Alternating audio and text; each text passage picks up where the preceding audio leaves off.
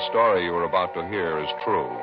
The names have been changed to protect the innocent. Fatima Cigarettes, king size, extra mild and soothing, brings you Dragnet on both radio and television.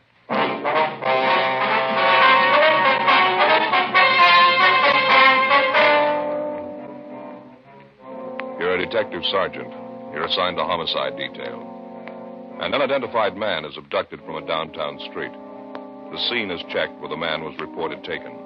Bloodstains are found on the sidewalk. The abductors escaped in a gray sedan. No one saw the license number. Your job? Get him. Compare Fatima with any other king-size cigarette. Yes, compare Fatima with any other king-size cigarette. 1. Fatima's length filters the smoke 85 millimeters for your protection. 2. Fatima's length cools the smoke for your protection. 3. Fatima's length gives you those extra puffs, 21% longer than standard cigarette size. Fatima gives you more for your money. And in king-size Fatima, you get an extra mild and soothing smoke, plus the added protection of Fatima quality. Buy Fatima in the bright, sunny yellow pack.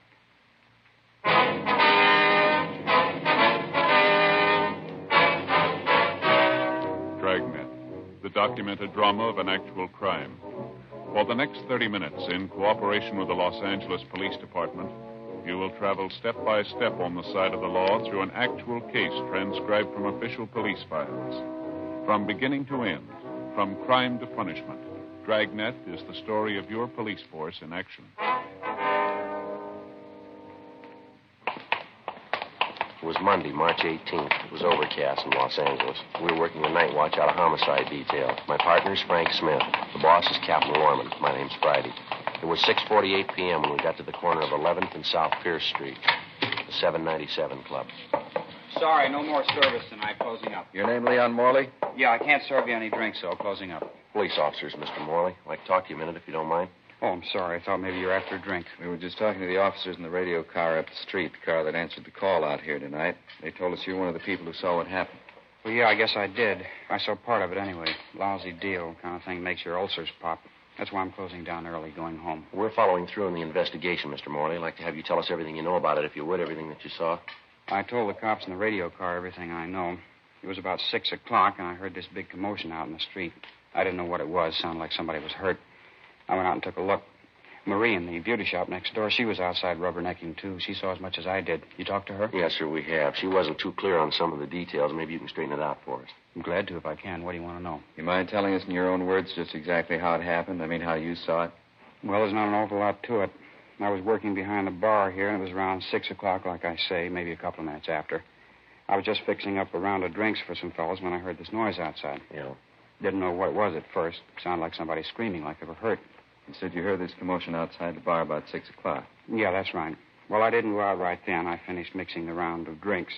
First, I thought the racket was just a couple of early drunks, but it kept on. Man screaming. It got louder, and I decided to take a look. Mm-hmm. I went out and looked down the street a couple of doors, down toward the corner. Which corner is that, Mr. Morley? The nearest one, down to the left. Here, I'll show you. All right, fine. I didn't know what was happening. It was a terrible sound. Man screaming at the top of his lungs. You recognize who the man was? No, I didn't. Never saw him before. Didn't get too good a look at him anyway. It was getting kind of dark. Here, let me show you. Over here by the window. Oh, fine. I see it was right down there, just next to that mailbox. Mm-hmm. These two guys had hold of the man who was screaming. They were trying to drag him into a car, a gray sedan. Man was trying to fight him off. Can you describe any of these three men for us? No, I couldn't be sure about it. Like I say, it was getting kind of dark. Well, you can see for yourself they were about 75 or 100 feet away. Mm-hmm. This man they were trying to drag into the car, he kept screaming, "Leave me alone, you can have the money. Leave me alone, you can have my car." Looked like he was hurt to me, blood on his clothes. Didn't anybody try to help him? Well, you know how this neighborhood is. When there's trouble, they all cut out. They don't want to get involved. It happened pretty fast anyway. These two guys got this man in the back seat of the car, and the big guy got in the back seat with him. The smaller guy got in the front seat, and they took off. Now, which way did they go, Mr. Morley? Straight down the street there. They turned right at that corner. Mm-hmm. Did you happen to see the license number? No, I thought of it, though. They didn't turn the car lights on and went by pretty fast, too. I couldn't get a good look at it. Was it a California plate, do you know? Oh, yeah, I noticed that much. That's about all, though. What kind of a car was it? Like I told you, a gray sedan, 4-door. I couldn't tell the make. Fairly new car. Well, did you notice anything outstanding about the car? Anything at all? Well, I don't know. What do you mean outstanding? Well, special markings of any kind. Anything unusual. Maybe some of the accessories. Spotlight? Anything like that? No, nothing I noticed. The rear bumper was bent out, I think. Matter of fact, I'm pretty sure of it. Rear bumper? Yeah. I saw it when they drove off. They drove right past the place here. How about the men, sir? Can you describe them at all? No. One was pretty tall and thin. The other one was smaller. About the same build on the thin side. They sure must have worked that guy over. He was all bent over. Looked like he was holding his stomach. Stains all down the front of his suit. On the sidewalk, too. I guess you saw that. Yes, sir, we did. Now, you're sure that you've never seen any of these men before? Nothing familiar about them at all? No, sir, not to me. I think if I saw him before, I'd know it. Oh, just a minute. It's probably the wife. Excuse me. I'll be right back. Yeah, sure. What do you think, Joe? Well, it doesn't look too good. Stains on the sidewalk down there. If it was just a robbery, why'd they take the guy with them? Got me. Possibly might have recognized him. Well, maybe you got some, but I hope you're wrong. If he can make the hoods, good chance they're not going to turn the man loose alive. Sergeant. Yeah. It's your office on the phone. I want to talk to either one of you. Oh, I'll get it, Joe. Right, thanks, Frank. Phone straight back, Sergeant. End of the bar. Yeah. Okay, thanks. Look, Sergeant, I got to have something to quiet my nerves. How about you? You want a drink? No, thanks. Besides the woman in that beauty shop next door, Mr. Morley, did you notice anyone else around who saw what went on? No, as far as I know, Marie and I were the only ones. Just like I told you, when there's any trouble around this neighborhood, they get off the street quick. You can't think of anything else that might give us a break on this? Anything at all now? Wish I could. I think I told you just about everything. Sure feel lousy. Joe, Yeah. I was talking to Harry. Yeah? 1A1 found the car, a gray sedan. Where'd they find it? 3rd and Bixel, it was empty. Key's still in it. You sure it's the right car? Bloodstains in the back seat. 7:18 p.m. Frank and I left the 797 Club, got in the car, and drove down to 3rd and Bixel, where the abandoned gray sedan had been located. It matched the same general description of the abductor's car, a four-door gray sedan, late model, with a damaged rear bumper. Dean Bergman from Leighton Prince dusted the car and succeeded in raising a half a dozen fingerprints, which he took back to the office for possible identification. The crime lab crew went over the car for additional physical evidence. The stains found on the back seat were identified as having been made by human blood. The white slip attached to the steering post showed the car was registered to a Kenneth L. Gorman at a Canal Street address. Before Frank and I left the scene, we got a report that approximately 20 minutes prior to the time the gray sedan had been located, another car had been stolen. It was a maroon, late model Club Coupe, license 7-Tom 7972. It had been taken in the same neighborhood, less than 2 blocks from where the gray sedan was abandoned. A broadcast and an APB was gotten out on it immediately. 8:05 p.m. After checking by the office, Frank and I drove down to check on the home address of the registered owner of the gray sedan, Kenneth L. Gorman. It was a white wood-frame cottage at the upper end of Canal Street. The woman who answered the door identified herself as Mrs. Elsie Gorman, a small middle-aged woman, blue eyes, partially graying hair. No, I'm sorry, officers. My husband isn't home right now. Where is he, Mrs. Gorman? Do you know? Well, he went downtown to see a friend of his, business appointment. Is it anything I can help you with? Are you expecting your husband home pretty soon, ma'am? Yes, I am. Matter of fact, he should have been home long before this. I don't know what's keeping him. Told me he was going downtown to collect some money a friend of his owed him. Said he'd be right back. I don't know what could be keeping him. When do you leave the house, ma'am? About 2:30, 3 o'clock this afternoon. It's almost 8:30 now. It could be he stopped to have a beer with his friend. He usually phones, though, if he's going to be late. I don't understand these men sometimes. You and your husband own a car, Mrs. Gorman? Yes, we do. My husband has it right now. Why? What kind of a car is it, ma'am? A 49 Chevy sedan. Gray color, four-door? Yes. License number 7T7972? Well, yes, I think that's it. Why? What's the matter? Something happened? Nothing to get worried about, Mrs. Gorman. We located the car in the downtown area, parked on a side street. The keys were still in it. Thought we'd check on it. Where was it parked? Near 3rd and Bixel. Well, that can't be right. This man my husband was going to see has his store on Alameda. It's on Alameda between 9th and 10th. No reason for Kenneth to drive the car way down on 3rd Street. Possible he might have had another business appointment down there, ma'am. Maybe something he didn't mention to you. Well, I don't know. I suppose it is possible. You'd think he'd call, though. He usually does when he's going to be out late like this. What about this man your husband was going to see, Miss Gorman? You happen to know who he is? Yes, Fred Bernard. He's in the sheet metal business, has his shop on South Alameda. He owed my husband $300. My husband went down this afternoon to collect it. He a friend of your husband's, is he? Oh, yes, they're good friends. Fred and my husband have done business for years. There wasn't any ill feeling between them about this debt. No, of course not. It was just a bill for some materials. Why do you ask that? Just routine questions, ma'am. Can you think of anyone at all who might have a quarrel with your husband? Somebody who has a grudge against him, maybe? No. Why are you asking questions like that? Is there something wrong? Something you're not telling me about? No, ma'am, it's just a routine check, Miss Gorman. Nothing to worry about. I want to make sure everything's all right, that's all. The way you talk, it isn't all right. It's far from right. Ken, it's never gone this long without calling me. There must be something wrong. No use getting yourself all worked up, ma'am. You admit your husband might have had another appointment after he left Bernard. By the way, have you checked with Mr. Bernard yet, ma'am? No, to tell you the truth, I haven't. I don't usually like to call my husband when he's out on business. I don't like to bother him. This is different, though. I think I'll call Fred Bernard right now. It's a good idea. Do you mind if we wait, ma'am? No, not at all. It'll only take me a minute. Excuse me. Yes, ma'am. What do you think? I don't know. Doesn't look too good, does it? Car's abandoned, stains in the back seat. Man's late in getting home. It's all there. Could be anything, couldn't it? Doesn't look good. Sergeant? Yes, ma'am. I just talked to Fred Bernard. He said my husband's been there and left. What time did you leave Bernard's? About 3:15, 3:30. Fred Bernard paid my husband the $300 he owed him, and my husband left. Fred told me my husband asked him if he wouldn't have a glass of beer with him, but Fred said no, he was busy. So my husband said all right, he was going to have a beer at home. Told Fred he was going right home. That was at 3:15 this afternoon. Yes, ma'am. Well, there must be something wrong, I know it. It just isn't like my husband. He wouldn't leave the car like that. If he was late, at least he'd call me. Oh, would you excuse me again? I've had the dinner on the stove and boiled away to nothing. I want to turn it off. Yes, ma'am. Go right ahead. I hope it works out all right. Seems like a nice woman. Yes, she does. Sure doesn't figure, does it?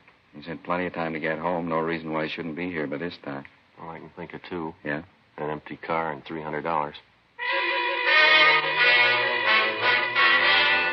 We continued interviewing the wife of the missing man, Kenneth Gorman, and she told us that occasionally he did some drinking at neighborhood bars. She also told us that when her husband drank quite a bit in public places, he was over-friendly and he liked to brag and flash money. Mrs. Gorman got on the phone, contacted all their friends and relatives who happened to be home, but none of them had seen or heard from Mr. Gorman that day. Before Frank and I left, Mrs. Gorman gave us a complete description of her husband, the clothing he was wearing, and also a recent photograph of him. We called Fred Bernard, the friend of the missing man, the last known person to see him, and told him that we'd like to talk to him. He told us that he was working late, getting out a rush order, and that we could find him in his shop. 9:05 p.m. We located Bernard at his shop on South Alameda. Won't take long, will it? An awful rush tonight. Won't take long, sir. Did Mr. Gorman give you any idea where he was going when he left here this afternoon? No, just like I told his wife on the phone. I paid him the money I owed him. He asked me if I wanted a beer, took a rain check on it, and he left. Went right out that door there. You seem worried about anything, Mr. Gorman? No, not that I could see. Seemed all right to me. Had he been drinking, do you know? No, couldn't say. If he was, I couldn't smell it on him. Is there anything unusual about him at all? Anything out of the ordinary? No, same old Ken. Pretty good mood when I paid him. $300 cash.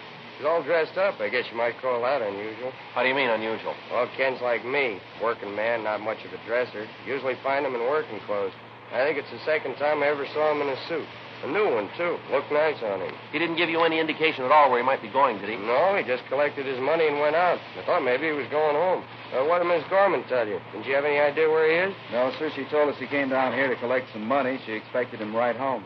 We're not trying to be nosy, Mr. Bernard, but how do Gorman and his wife get along? They pretty happy together? Yes, I guess you might say that. Get along as well as you could expect them to. What do you mean by that? Nothing. Ken's he's a fellow who likes his nightlife. Wife's just the opposite, quiet type. Almost left him once. Guess they're getting along pretty good now, though. Why'd she almost leave him? Would you happen to know? Well, she found him out with a girlfriend. Matter of fact, she caught him at a terrible row. Didn't understand any of it. The girlfriend wasn't much at all, real lush. You know the girl's name? Yeah, I met her twice. Name's Elaine something. She works at a cafe 3 blocks from here. Real lush. She sure took it. You know if Gorman's been seeing her lately? Well, he says he hasn't been. I don't know. I never can tell when he's drinking, though. Didn't his wife mention the girl at all?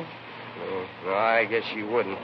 It's been a terrible thing for her when she found out. Terrible. How long ago was all this, Mr. Bernard? I mean, this affair Gorman had with this girl. Oh, 6 weeks, maybe 2 months ago, just about that. I tell you, it was the queerest thing I ever saw. Ken has a nice, quiet wife of his at home, and they get along fine together, never fought, never quarreled. And he picks up with his girl Elaine, sure different. How's that? Real mean girl. 2 of them fought all the time. 9:40 p.m. We left Fred Bernard at his shop, drove to the restaurant where Gorman's girlfriend reportedly was working as a waitress, and we checked with the manager. He told us a girl by the name of Elaine Summerall had been employed there, but that she'd been fired for drinking on the job. He also told us that he had reason to suspect that Elaine Summerall was not the girl's true name. We showed the cafe manager a picture of Mr. Gorman, and he identified it. He said Gorman had been in that afternoon inquiring about the Summerall girl. Gorman had asked for the girl's forwarding address, but the manager told us that he'd thrown it away. We left our card with him and asked him to contact us immediately in the event the girl returned. 10:18 p.m. We drove back to the city hall and checked in at the office. We ran the name and description of the Summerall girl through R&I, and they told us they had a Summerall girl in the files who answered the description. Elaine Summerall, alias Elaine O'Donnell, alias Elaine Shellman. There were wants out on her for forgery, 3 counts, and grand theft merchandise. We signed out of the office, went across the street to the Federal Cafe, and had a sandwich and a cup of coffee. Wouldn't look so rough if it wasn't for the stains they found in the backseat of that car. It's hard to get around it. Points to more than robbery, doesn't it? Yeah, Mo sure strikes me pretty funny, pulling the man off the street like that. Must be either hard up or crazy, huh? Federal Cafe. Just a minute. Friday? Yeah. Phone. Right, thank you. I'll be right back, Frank. Okay. Yeah, Friday talking. Yeah, Glenn. Where? How long ago? Yeah, I see, huh? It wasn't, huh? Yeah, we'll roll on it right now. Tell them we're on our way in, will you? Yeah, right. Thanks, Glenn. Bye. Yeah? Chandler. They just found the maroon coupe, the one stolen in the neighborhood where Gorman's was dropped. Where'd they find it? Picked it off going up through Lancaster, sheriff's deputies. Does it look good on our job? Well, there were 2 men in the car. One of them had a knife, bloodstains on their clothes all over the inside of the car. How's it figure? It doesn't. Not a scratch on either one of them.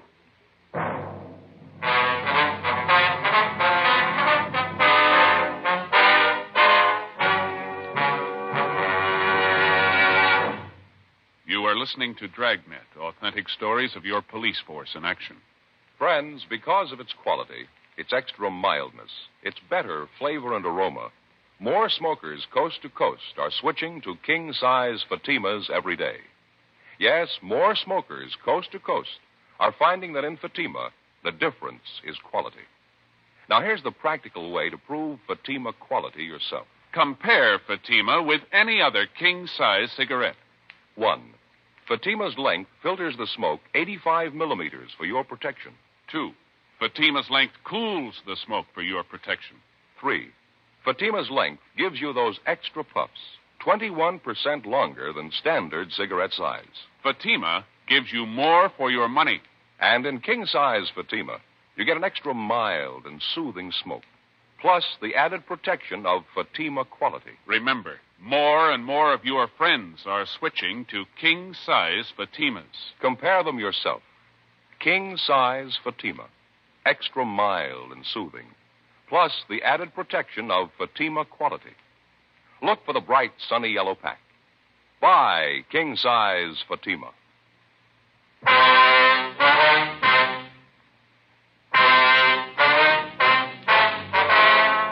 Monday, March 18th, 10:40 p.m. After we received the report that the stolen maroon coupe, along with the 2 suspects, had been recovered north of the city in the town of Lancaster, Frank and I stopped by the record bureau and checked to see if there was a make on either one of the suspects. The first one, Paul Mike, white male American, 32 years, 5'11", 150 pounds, brown hair, brown eyes. He had a long felony record, including burglary and robbery. He'd served sentences in both San Quentin and Folsom, and there was a warrant on him for violation of parole. The second suspect, Floyd Compton, white male American, 34 years, 5'8", 135 pounds, black hair, brown eyes. His record included arrests on suspicion of burglary, 4 grand theft merchandise, and 3 drunk arrests.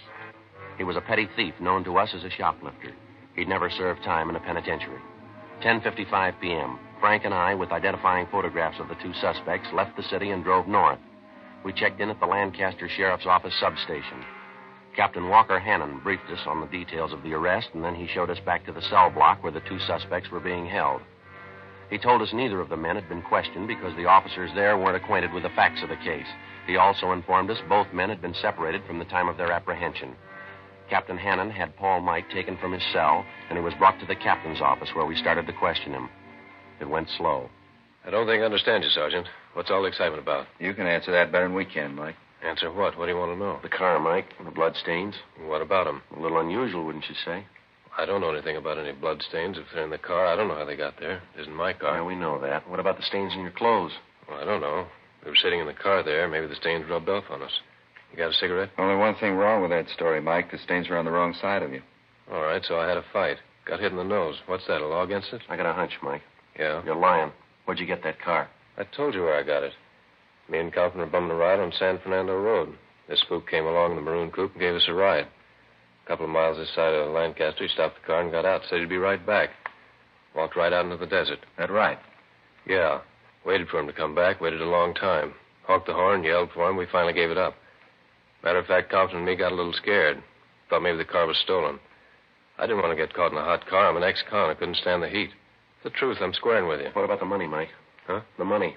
They booked you in with $133 in your pocket. Oh, yeah. I got lucky in a crap game last night. I was pulling out. How about the pocket knife? Blood stains on it? You win that in the crap game, too? No, matter of fact, it was in the car. Found it right there on the seat. Big coincidence, Mike. Somebody leaves you a car, blood stains on the inside, stains on you and your partner. Pocket knife, stains on that, too. You're on parole, leaving town without notice, driving a car you're not supposed to be driving, pocket full of money you got no way of accounting for. Face it, Mike. What do you mean? Face it, you're dead. Flag on your card now. Parole officer wants you. Now, how about the truth? What do you mean the truth? I've told it to All right, you. now, come on. Let's save time for all of us, Mike. You've been around long enough. You've graduated. You know we're not going to buy that line. What line? How can I explain things to you? You won't believe me. I told you nothing but the truth since I walked into this room, and you won't believe me. You got a cigarette? How do you account for the blood in your shirt?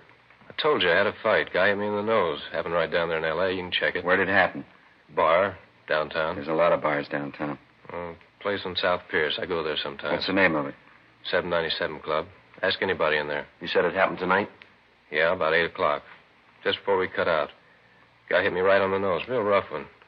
You got a cigarette? What time did you say you had that fight? About 8 o'clock. You sure of that? Sure, why? You're not doing too well, Mike. Now what's the matter? We were at the 797 Club tonight. We talked to the owner. So what? We were there at 6:35. He locked the place up and went home at 6:45. He was sick. 797 Club? Yeah, that's right. Now, where were you at the time of the robbery? I want an attorney. I'm not saying anything else, trying to frame me. Take me back to my cell. Any way you want it, Mike. Let's go. What's the use? Tell them the truth and they don't believe you. How about that cigarette? Captain, would you have the jailer return this one and bring in Captain? How about that? He couldn't tell the truth if it helped him. Hope we do better with his partner. Well, we're going to have to. We know we're on the right track. The big question is, what have they done with Gorman? Big guess. 1,000 places they could have dumped him between here and L.A. Well, I hate to make book on his chances. Everything points to a killing, doesn't it? Mike looks like the one who could handle it. Come on in, Tom. Over here. Sit down. Yeah. My name's Friday. This is Smith, my partner. Hi. Branched out of your class, haven't you, Compton? Running in the big time here? What do you mean? We haven't done anything. Robbery, kidnapping, grand theft auto. You're moving pretty fast. Didn't Mike tell you? This guy gave us a ride. He stopped the car and walked away. We didn't steal the car. Thought the guy was lost. We drove in here to get help. Let's take it from the top. Where'd you spend the day? Who were you with? Mike, he stayed overnight with me. Both slept till about 2 o'clock, got something to eat, and went to a show. Got out about 5. What'd you do then? Went to this bar downtown. Didn't Mike tell you? You were with him, weren't you? Sure, I was with him. He'll tell you that. He did. You didn't do anything wrong, did you? No. Then what are you worrying about? Let's forget Mike now. You level with us, will you? You're getting it straight. I didn't do anything. Mike says he can't stand another beef. Can't afford it. He's too up right now. I know that. We believe him, Compton. Mike's done too much time. He couldn't make another trip easy. We think he's telling us the truth. Well, so am I. What are you getting at anyway? All right, now let's get on the bandwagon while you can. We don't need you, Compton. If you talk or not, it doesn't make any difference. Just a minute. Can I talk to Mike? All right, we'll give it a try. Frank, you want to ask him? Yeah, okay. Be right back. Now, let's pick up where we left off. The blood stains on your clothes, stains inside the car. Where'd they come from? Mike told you, didn't he? Yeah, you tell us. What for? Why can't I wait till Mike gets here? All right, what about the money? You want to explain about that? Nothing to explain. I saved it. What kind of work do you do? Odd jobs around town, any place I can find them. You say you got up at 2, you had something to eat, you went to a show, and you got out about 5 o'clock. Is that right? Yeah, that's right. When'd you go to the 797 Club? Right after the show, about 5 o'clock. How long did you stay there? About an hour, till about 6 o'clock. Anything unusual happen while you were in the bar? What do you mean? Anything unusual, anything out of the ordinary? Oh, Mike and me sat there, talked, had some drinks. Pretty dead place. Decided to take off for Reno. Mike's got a friend up there, good friend. Thought maybe he'd get the both of us jobs. Compton? Yeah? Where's Mike? I told him you wanted to talk to him. He said he didn't want to see you. They took him out to feed him. Told me to tell you he'd see you in court. What do you mean, see me in court? I think you got it, Compton. We told you we didn't need you. Come on, we're tired. We're going to lock you up. What'd he say? What'd he tell you? Now, look, fella, we're tired. You wanted to go the hard way. All right, you'll get the answers in court. Well, what did he say? What'd he tell you? Come on, let's go. You should have known better. Mike's not going to ride your beef for you. He was in it all the way. It's his idea and it's his beef, not mine. I argued with him. I know he shouldn't have gone along. Crazy. Yeah, come on. It's the truth. The whole thing's Mike's. It's his knife, too. Met the guy in some bar, and he was real high, talking about some dame he was looking for, a girlfriend. Guy bought us a couple of drinks, had a big roll of bills. Mike framed the whole thing. Yeah? Yeah, he wanted to roll the guy. He left, got in the guy's car, and drove with him way toward town. Mike was driving. I didn't know where he was heading for. All of a sudden, the guy says he wants another drink. Mike didn't want to stop, but he was making a racket. Finally pulled up by the 797 Club. We got out. Then the guy changes his mind. He wants to go home. Mike tried to talk to him, but he wouldn't listen. Mike pulled a knife and cut him. Then he slugged the guy, and the two of us pushed him in the car and took off. Where'd you go from there? We cruised around till we found another car, maroon coupe. We clouded that one, dumped the gray sedan, and took off up this way. Right. Look, it's the truth. I'll even tell you about the guy. What happened to him? You got flashlights in your car? The man's still alive? I don't know. He was when we left him. 1:45 a.m. The Lancaster Sheriff Substation contacted the local emergency ambulance, and they were instructed to follow our car. Along with the suspect, Floyd Compton, Frank and I got in the car and headed south, following his directions. After several tries at locating the spot where Mike and Compton supposedly left their victim, we finally found where they'd parked their car on the side of the road. We got out, and Compton led us back across a stretch of sand to a thick clump of sagebrush about 300 yards off the highway. The victim, Kenneth Gorman, was lying face down. His hands and feet were tied together. It was fairly evident that he'd lost a good deal of blood and that he was in a state of severe shock. He was placed on a stretcher and placed in the ambulance. All right, Compton, that's it. Let's go. Be real tough. Sure glad he ain't dead. Yeah, sure. Come on. Where are we going now? Back to the sheriff's office. Want to take your statement. Okay with me. Just one thing I want. One more thing. Yeah? That lousy Mike. I want to be there. I want to see him. How's that? Trying to load this thing on me. I want to see his face when you tell him. Can't wait to see it. Yeah, neither can we.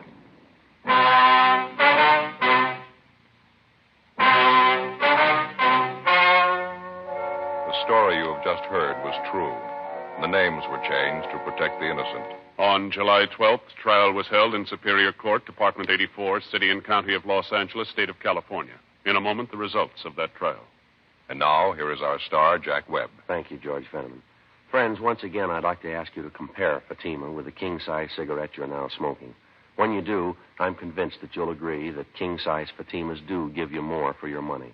An extra mild and soothing smoke, plus the added protection of Fatima quality. Remember, Fatima in the bright, sunny yellow pack. And remember, in Fatima, the difference is quality.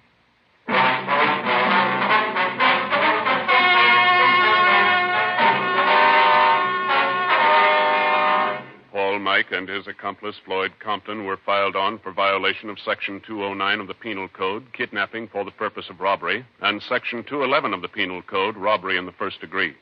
They were also filed on for one count of grand theft auto. They were tried and convicted and received sentences as prescribed by law. Kidnapping for the purpose of robbery, where bodily harm is inflicted, is punishable by the death sentence or life imprisonment without possibility of parole. Robbery is punishable by imprisonment from 5 years to life. Grand theft auto is punishable by a prison term of not less than 1 nor more than 10 years. The victim, Kenneth Gorman, finally recovered after more than 3 months in the hospital. Ladies and gentlemen, next week, Dragnet presents a trilogy. 3 documented case histories of vital importance to all of us. This trio of authentic stories is both tragic and terrifying. Please try to hear Dragnet next week when we present our trilogy.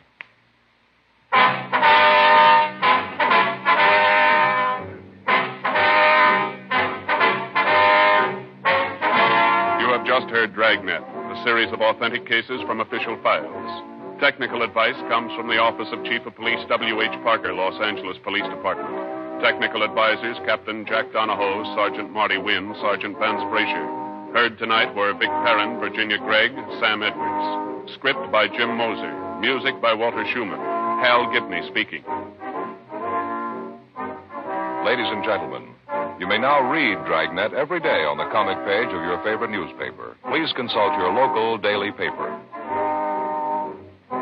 King Size Fatima has brought you Dragnet, transcribed from Los Angeles.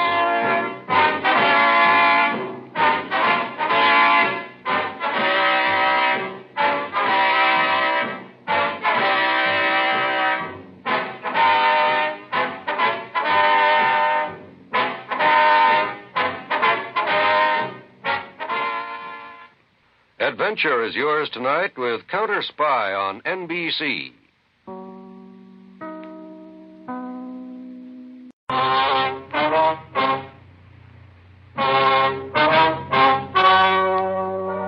The story you are about to hear is true. The names have been changed to protect the innocent. Fatima Cigarettes, king size, extra mild and soothing, brings you Dragnet on both radio and television.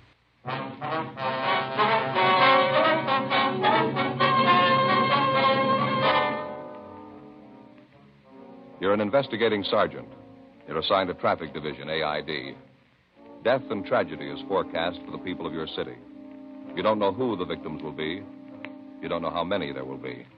Your job? Try and stop it. Compare Fatima with any other king-size cigarette. Yes, compare Fatima with any other king-size cigarette. 1. Fatima's length filters the smoke 85 millimeters for your protection. 2. Fatima's length cools the smoke for your protection. 3. Fatima's length gives you those extra puffs, 21% longer than standard cigarette size. Fatima gives you more for your money. And in king-size Fatima, you get an extra mild and soothing smoke, plus the added protection of Fatima quality. Buy Fatima in the bright, sunny yellow pack.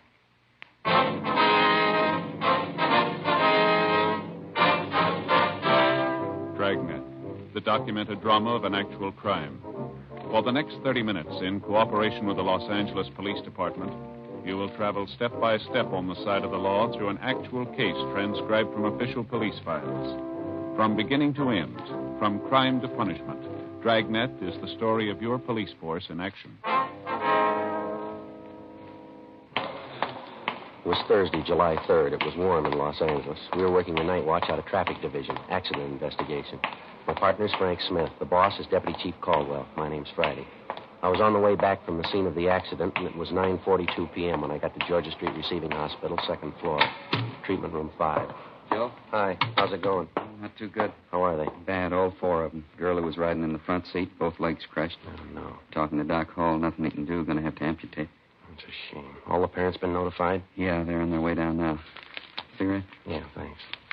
I got a match. All right, thank you. Still touch and go with the kid who was driving, the Wheeler boy. Doc doesn't give him much of a chance. Possible to get a statement from him? No, still unconscious. They get pictures of the wreck, all right? Yeah, they did. The car the kids were in laid down 207 feet of skid marks. From the condition of the car, it's a wonder any of them are alive. Not a straight piece of metal in the wreck, Frank. How about that couple in the sedan they sideswiped? Doctor isn't sure. Both have internal injuries. Woman's right leg is fractured. Man has a possible concussion. Lousy thing. Every one of them's old enough to know better. What made them think they could get away with it? Oh, hi, Doctor. Friday? Any change, Doc? Which one you mean? The Wheeler boy? No, it's still the same. The other 3 kids are doing a little better. It's a shame. None of them are more than 14, 15 years old, are they? Both the girls are 13. The Wheeler boy's 16, and the other boy's 12. Yeah. Pretty young to be out alone burning up the streets. How'd it happen? Well, one of the girls told us that the Wheeler boy picked up the 3 of them about 8 o'clock tonight. Asked them if they wanted to go for a ride in his father's new car. Well, they thought they were going down to the neighborhood drive-in for a Coke. Yeah. Well, the girl said they drove around the neighborhood for a while. Wheeler boy was bragging about what a good driver he was, how fast the car'd go. Kept telling the kids that he could drive as fast as his father did. Yeah. From what I hear, it's too bad you can't hold the father. Yeah, it's pretty obvious he didn't set much of an example. Well, the girl told us that the Wheeler boy drove down to the highway. She spotted a police car behind him and told the Wheeler kid to slow up. He said something like, "My father outran a cop the other day. If he can do it, I know I can." Well, the kids pleaded with him to pull over and stop, and he wouldn't listen. Told him to shut up and hang on, that he'd show him some real fancy Had driving. to chase him more than 19 miles, Doc. Car in pursuit radioed in for help. We tried to block off the intersections ahead of them. They were just going too fast. How'd the boy crack up? Sideswiped the sedan with that old couple in it. Lost control of the car, went into a skid. The car hit the curb, blew a tire, piled head-on into a parked truck. The impact drove the engine of the truck right back into the cab. I never saw anything like it. The car the kids were in is almost broken in half. Well, I've done everything I can for him. I'll keep the Wheeler boy in the critical room. The nurse is in there with him now. I'll move the other 3 back into the ward. We want to make our report, Doc. You got an empty slip on it? Yeah, I just finished it. It's right in here. Thank you. You know, I got a 16-year-old boy, Friday. Every time I make one of these things out, I say a prayer. Yeah. Hope they never have to make one out for my boy. Well, excuse me. I better go back in there and check on that youngster. All right, Doc. Thanks. Look at this MT, Frank. Everything in the book. What's that? Listen. Grace Andrews, 13 years, occupation, student. Fractured jaw, teeth knocked out, facial cuts, internal injuries, crushed pelvis, and shock. Here's the next one. Nancy Haynes, 13 years, occupation student. Deep facial cuts, compound fractures of the right and left legs, crushed chest, possible concussion and shock. The other boy, Walter Stewart, 12 years, occupation student. Deep facial cuts and contusions, shock and possible concussion. Fractured ribs, possible puncture of the left lung, left hand severed above the knuckles. Here's the slip on the Wheeler boy. Charles Wheeler, 16 years, occupation student. Crushed forehead, possible spinal fracture, both legs broken. Fractured ribs, broken pelvis, deep facial cuts, severe internal injuries, and shock. My name's Wheeler. Where's my boy? What have they done with him? All right, take it easy, Mr. Wheeler. Doctor will be out in a minute. I don't want the doctor. I want to see my boy. Where is he? What happened anyway? Would you keep your voice down, please? The doctor will see you in a minute. He's with your son now. Who are you? What do you know about it? Police officers. Your boy had an accident. We're investigating. I know he had an accident. They already told me that. Whose fault was it? Who ran into him? Nobody ran into him, Mr. Wheeler. The accident was his fault. What do you mean it couldn't have been? That boy's a good driver. I taught him myself. Would you keep your voice down, please? I want to get to the bottom of this thing. I want to see my boy. What are you stalling me for? Nobody's stalling you, sir. You can see your boy as soon as the doctor okays it. I'm going to take him to my own doctor. I wouldn't trust my boy in a place like this. Who ordered him here anyway? We did. It was an emergency. The ambulance took him here from the scene of the accident. Well, you still haven't told me how it happened. Now, why do you say it was his fault? Why are you accusing him? It was his fault, Mr. Wheeler. There's no doubt about it. He was speeding, and a police car tried to catch him. He tried to outrun him. In the process, he ran into a parked truck. I knew it wasn't his fault. Sir? So he was going a little too fast. Charlie's a good driver. Why'd you have to chase him? Probably the cause of the whole thing. You're the ones to blame. All right, take it easy, Mr. Wheeler. Take it easy, nothing. Why couldn't you let the kid alone? He can drive as well as I can. Think I'd let the kid have my new car if he couldn't handle it? What about a driver's license, sir? Your son have one? Well, no, I didn't have a chance to get him one. Too busy to take him down there for the test. It's a stupid thing anyway. Any moron can pass it. The point is, you didn't have to chase him. He wasn't hurting anybody, was he? I taught him how to drive. He drives just like I do. He's a fast driver, but he's a good one. I ought to know. Our radio cars had to chase your boy 19 miles, Mr. Wheeler. 11 cars chased him. Your boy was endangering the life of everybody on that highway. In a 25-mile-an-hour zone, he was clocked at better than 70 miles an hour. At one time, we figure he must have been doing better than 90. He went through a dozen boulevard stops. He barely missed a woman pedestrian. The woman had a baby in her arms. Just before he cracked up, he sideswiped another car, an old couple in it. They're in this hospital, too, and they're hurt. They're hurt bad. Now, you go ahead inside and make those two old people believe your son's a good driver, that he was just having some innocent fun, will you? It's not all his fault. He probably wouldn't have done it if you didn't chase him. I know my boy can handle a car. I've raced cops myself once in a while. Charlie was with me. He's cool. He knows what he's doing behind the wheel. Just because you drive fast doesn't make you a bad driver. It helps. Right. Yeah, Doc. Can you spare a minute? This is Mr. Wheeler, father of the boy who was driving the car. This is Dr. Hall. Where's Charlie? I want to see him. I'm sorry, sir. You'll have to wait a few minutes. He's lost a lot of blood. They're giving him another transfusion. What's the matter with him? How bad is he hurt? Here's a report. Read it yourself. What kind of treatment you giving him? You sure you know what you're doing? I think so. I've been on this job for 11 years. That's how long I've been dealing with fools like you. What? I heard you ranting and raving out here at these offices. Well, let me tell you this, mister. All three of you were wrong. That boy of yours lying in there isn't to blame. You are, his own father. You were driving that car tonight. I heard you ranting out here. You taught him how to drive. He can drive as well as you can. He's cool. He knows how to handle a car. You taught him how to race cops. Well, the results are inside, Mr. Wheeler. Look here, I don't want any sermons from you. I want to see my boy. I want to see him right now. You're not going to get any sermons from me. They wouldn't help you. But I'm going to tell you what's on my mind. I've seen your kind for years. I've sewed them up, I've patched them up, and I've pulled a sheet over their face. So far, you're lucky it hasn't happened to you. You're on borrowed time. Must be true what they say. The good Lord takes care of the fools and the drunks. Well, I can tell you now I wouldn't feel half as bad if it was you inside there on that bed instead of your son.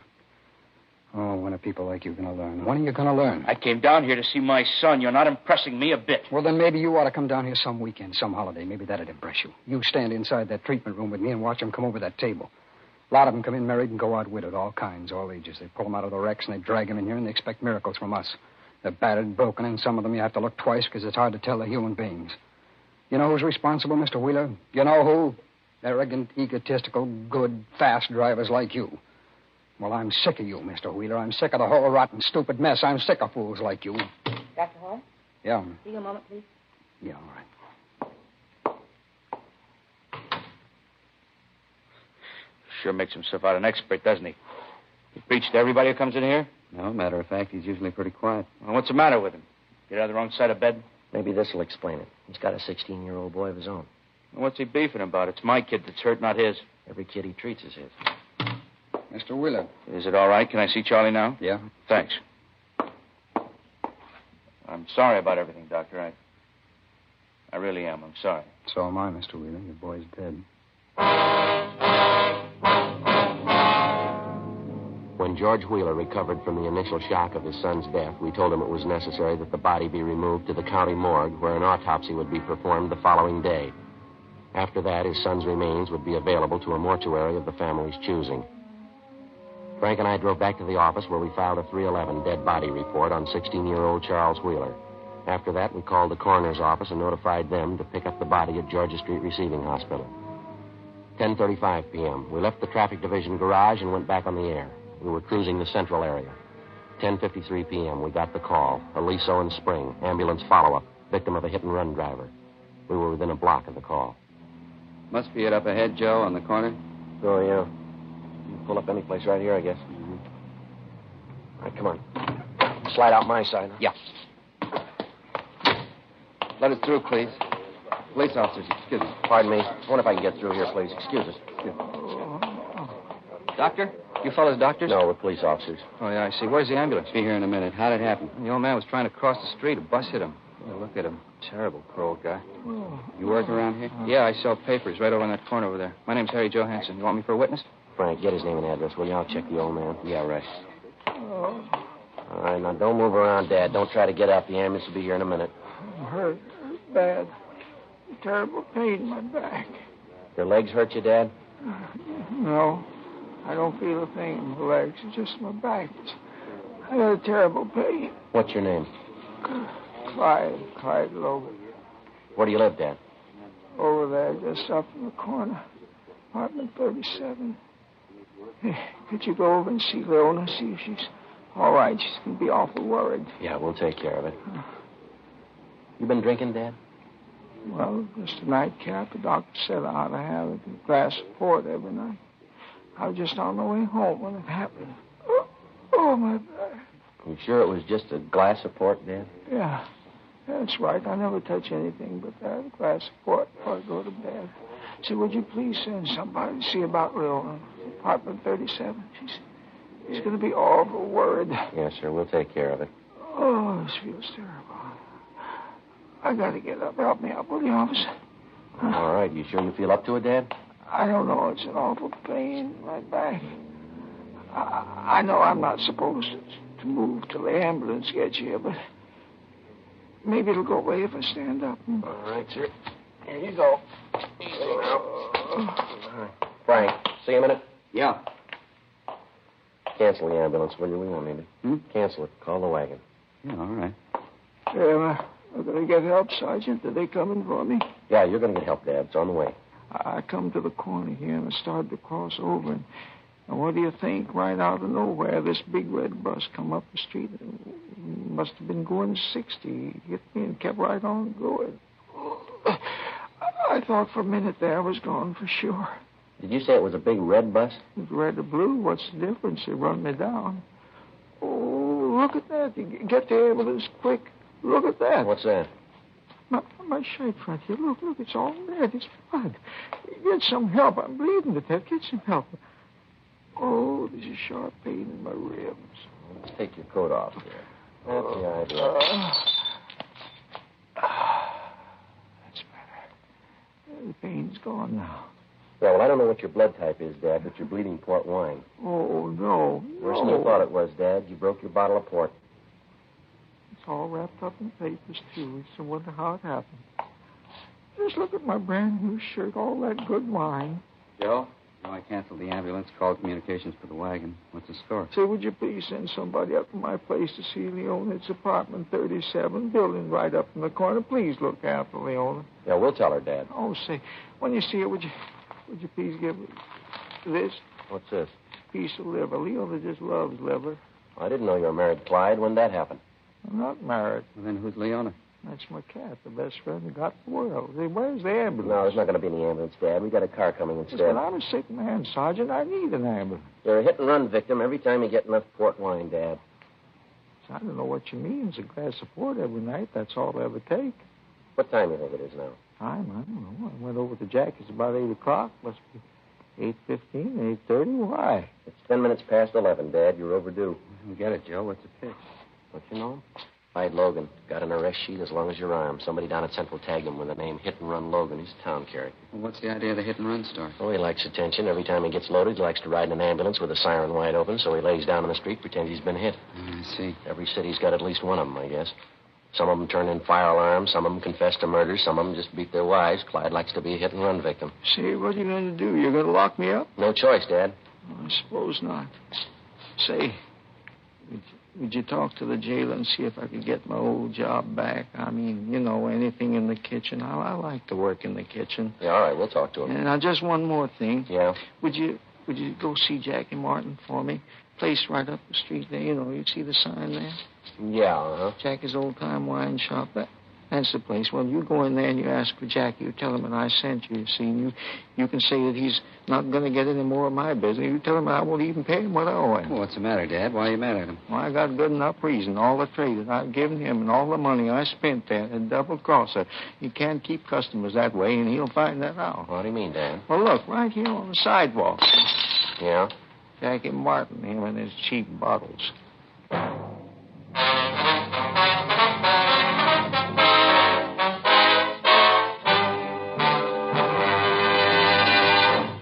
You are listening to Dragnet, authentic stories of your police force in action. Friends, because of its quality, its extra mildness, its better flavor and aroma, more smokers coast to coast are switching to king-size Fatimas every day. Yes, more smokers coast to coast are finding that in Fatima, the difference is quality.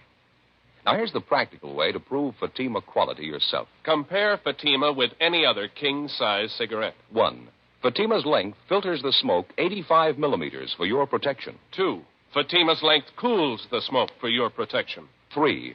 Fatima's length gives you those extra puffs, 21% longer than standard cigarette size. Fatima gives you more for your money. And in king-size Fatima, you get an extra mild and soothing smoke, plus the added protection of Fatima quality. Remember, more and more of your friends are switching to king-size Fatimas. Compare them yourself.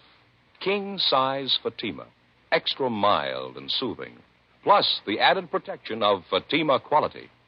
Look for the bright sunny yellow pack. Buy king-size Fatima.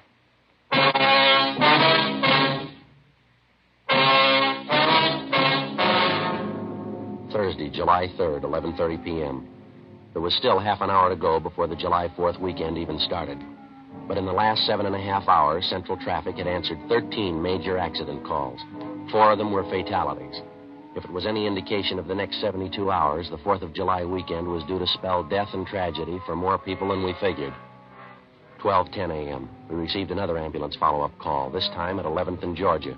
A young couple on a motorcycle trying to beat the stop signal had crashed headlong into the side of an eastbound bus. One was taken to the hospital, one was taken to the county morgue.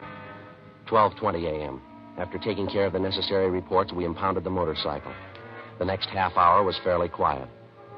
12:55 a.m., we went off the air and stopped to have a cup of coffee. 1:15 a.m., we called back in service. We continued cruising the central area.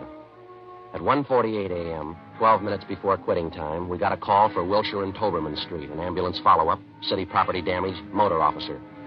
1:15 a.m., we arrived at the scene. Approximately 20 feet from the southwest corner, a police motorcycle was sprawled on the street. The front of it was demolished. About 30 feet from the motorcycle, lying face down in the street, was the figure of a man in a police uniform. All right, would you step back, please? Up on the sidewalk. Please, everybody, back up there on the sidewalk, please.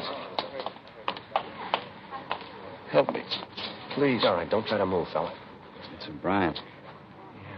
Hey, Mike. Mike? Tried to miss it. Couldn't help it. Take it easy now. Don't try to talk. Ambulance is on the way, Mike. Don't kid me, Joe. My chest hurts. Hey, but my collar can't breathe. Yeah, all right, sure, Mike. Come on, take it easy now. Don't move. Chasing this car. Cream convertible. Man, woman, I think he was 502. Big chase. Red light. Siren. All right, now take it easy, Mike. Relax, will Other ya? car turned right in front of me. I saw it. Nothing I could do. Couldn't stop. Turned right in front of me. Evelyn. Gonna go see her. Evelyn. She's waiting. All right, will you take it easy, Mike? Don't talk and don't move. This will work out all right. Take it easy. Joe.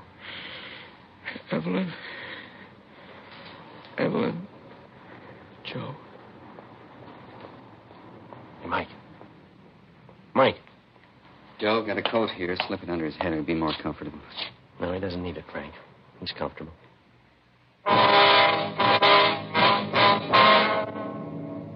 1:57 a.m. The ambulance arrived, and O'Brien's body was removed to the county morgue. Photographs were taken, diagrams were drawn, and statements taken from the witnesses. A truck from Central Garage arrived and started removing the dead officer's motorcycle. Frank and I went over and started interviewing the driver of the car which O'Brien had collided with. She identified herself as Corrine Norton, a bookkeeper at a South Los Angeles defense plant. I was making a left turn, that's all. Next thing I knew, he hit my car. You can see what he did to it. Who's going to pay for the damages? We can talk about that later, Miss Norton. Our first concern is we'd like to find out what happened. Well, there's nothing to it. I already told you. This cop ran into me. There wasn't anything I could do. Would you start from the beginning, please, and tell us exactly what happened? From the beginning of what? I told you. He ran into my car. What more do you want to know? Sorry it happened, but I couldn't help it. Look at my car. How am I going to get to work in the morning? Will you please tell us what happened here, miss? Just as near as you can remember. Well, I was going down this way on Wilshire on my way home. I started to make a left turn onto Toberman, and this cop on the motorcycle drove right into me. Wasn't anything I could do. His fault. I couldn't help it. Could we see your operator's license, please? Oh, certainly. Let's see it. Here's someplace. Yeah, here it is. All right, you want to read it out, Frank? Yeah. California operator's license number B208-927. Okay, got it. Corrine, C-O-R-I-N-N-E-M, Norton. 10,033 Ruth Ellen, Los Angeles. 10,033? Right. Female, 5'3.5", 123 pounds. Born February 18th, 1909. Blue eyes, brown hair. Must wear adequate glasses. Just a minute. Okay. You have your glasses with you, Miss Norton? Oh, yes, right here in my purse. I really don't have to wear them. I can see just as well without them. Were you wearing your glasses at the time of the accident? Yes, I was. I took them off right after the accident. Here they are, right here in my purse. See? Miss Norton, we understand the motorcycle officer had his red light and siren in operation at the time of this accident. Did you see it or hear it? No, I didn't hear any siren, and I certainly didn't see any red light. And when's the first time you saw the officer, ma'am? When he hit me. He seemed to come out of nowhere. He was going very fast. You say you were in the process of making a left turn. Is that right, Miss Norton? Did you give a hand signal indicating that you were going to turn? Of course I did. I always do. You touched your car since the accident. What do you mean if I touched it? Was your car just like it was when you were driving it prior to the accident? Well, yes, I suppose it is. I mean, with the exception of the damage he did. You're sure you gave a hand signal, Miss Norton? Of course I am. What's this all about, anyway? Well, if your car's exactly the way it was before the accident, and you're telling us the truth here, how do you account for the fact that the left-hand window of your car is still rolled up here? What? The window of the driver's side of your car there, it's closed tight. You couldn't have made a left-hand signal, now could you? But I don't understand it. I'm sure I made a signal. I think so, anyway. Are you trying to say I'm to blame for that cop's death? We're not trying to say anything, ma'am. We're trying to get the facts here. Well, you certainly have a funny way of doing it. What do you call facts, anyway? Trying to incriminate me in this thing? I was making a left turn and he ran into me. It's as simple as that. I don't know what you're so excited about. The man just died, Miss Norton. We're trying to find out why. Well, why ask me? I didn't kill him. Speeding along on a motorcycle like that. He shouldn't have been going that fast anyway. That's his job, ma'am. That's what they pay him for. He was chasing a drunk driver. All right, that's his job. He knew it was dangerous when he took it. Yes, ma'am. It's part of his job. That's what we pay him for. Well, he's dead, Miss Norton. Who's going to pay him for that? 2:15 a.m. A traffic car took Corrine Norton downtown to the station where her statement was to be taken and a further investigation made. Frank and I contacted Sergeant Joe Whitehead of the medical detail and informed him of Mike O'Brien's death. He told us he'd notify the business office and the parents of the dead officer. Because of our close association with O'Brien, we happened to know that he planned to get married July 15th, the first day of his vacation. The girl he was going to marry was an Evelyn Monroe. She lived in the Silver Lake district. We told Whitehead that we'd notify her. 2:30 p.m. Frank and I drove out Sunset Boulevard to the girl's house.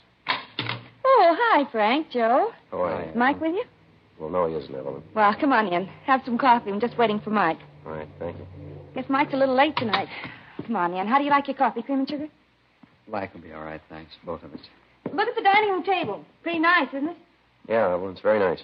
Nicest wedding presents I think I've ever seen. Didn't know we had so many friends. You see what the boys in the motor squad sent us? Electric mixer, all the attachments, too. Yeah, we see him. Very nice. What's the matter, Joe? Hard day? Yeah, it was. It was a tough one. Oh, you're just like Mike. When he gets off work, he's grumpy as a bear. I don't know why. Nothing tough about your job. You ought to work for the man I work for. Coffee's coming right up. Joe, you're going to have to tell her I can't. Do me a favor. Yeah, I'll try. Here you are. I think you ought to like these donuts. I get them at the bakery down the street. Mike's crazy about them. Would you sit down, Evelyn, please? I'd like to talk to you. Oh, sure, Joe. You sound serious. What's the matter? It's about Mike, Evelyn. Mike? What about him? He wanted us to come by and see you. He was hurt tonight. Oh, no. Was it bad? Yeah, I'm afraid so. What happened? Where is he? Can I see him? No, not now. A little later. What happened? They told his mother and dad? Yeah, Evelyn, Joe Whitehead's out there now. Joe Whitehead, medical detail? Yeah, that's right. He usually doesn't go out right away unless they're dead. Joe? Joe, tell me the truth. What's happened to Mike? What's happened? Well, he's dead, Evelyn. No. It isn't the truth. He can't be dead. He was chasing a drunk driver over on Wilshire. A woman turned in front of him. Couldn't get out of the way. Didn't have a chance to lay his bike down. I'm sorry. It's not true. Can't be it's not true. He called me at 11. He'll be here any minute. He'll be here any minute. Mike. Mike! Oh, Evelyn, please. There's nothing you can do. Nothing anyone can do. If crying would help, I'd cry with you. But it's not right. It isn't right. Why should he die? Why should he? I'm sorry. Went fast. He didn't suffer. Talked about you. The last thing was about you. It's hard to realize. I can't understand it. I can't. There's no reason for it. No reason for a lot of it. Why, Joe? Why did he have to die? Why did he? Oh, I don't know. I got an idea, maybe, Evelyn. Why? Somebody forgot to put out their arm.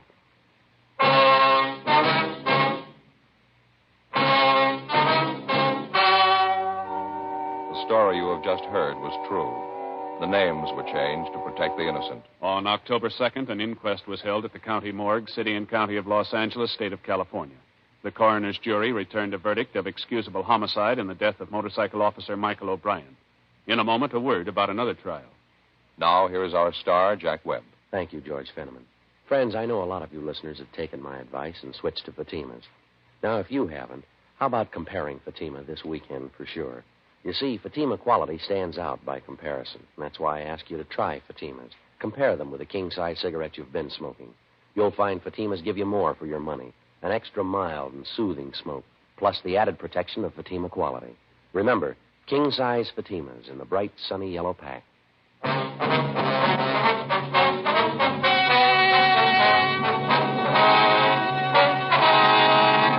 Normally, at this time, we give you the result or outcome of legal proceedings against a person or persons for criminal action. You've already heard the results of the documentary cases portrayed on Dragnet tonight. 4th of July weekend is at hand. 40 million automobiles will drive 5 billion miles. Please make every mile a safe mile. Be considerate of the other driver on the road and have a happy weekend. We don't want to read your name on Dragnet's trial page.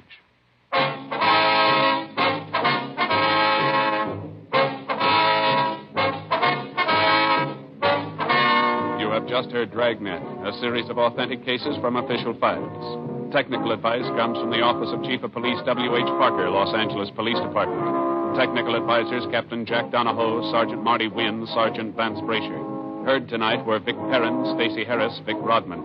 Script by Jim Moser. Music by Walter Schumann. Hal Gibney speaking.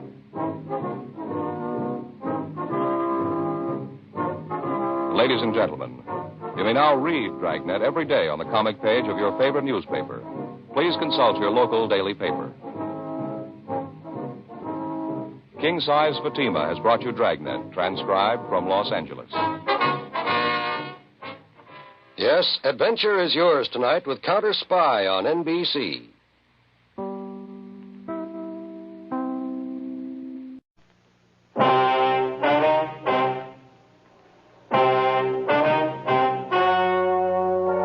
The story you are about to hear is true.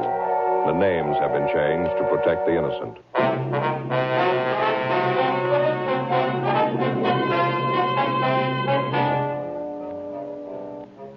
You're a detective sergeant. You're assigned to homicide detail. A 25-year-old man is found hiding in a freight car in a deserted train yard. In his arms, he holds the body of a dead woman. The victim's identity is unknown. The suspect refuses to talk. Your job? Investigate.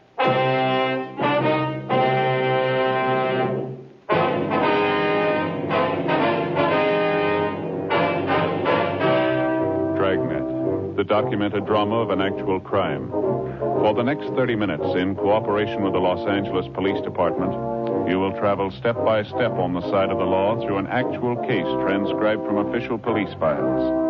From beginning to end, from crime to punishment, Dragnet is the story of your police force in action. It was Tuesday, January 18th. It was cold in Los Angeles. We were working the night watch out of homicide detail. My partner's Frank Smith. The boss is Captain Lorman. My name's Friday. I was on the way back from the record bureau, and it was 10:38 p.m. when I got to room 42. Homicide detail. Joe? Hi. They cop out to anything yet? Nothing. I keep asking him questions. Might as well be talking to myself. He might be in a state of shock. No, I don't think so. You got anything on him from R&I? No, he's clean. You and Stahl want to get over to the morgue, roll the dead woman's prints? Yeah, sure. Maybe you'll have better luck with it. See you later. Yeah, sure.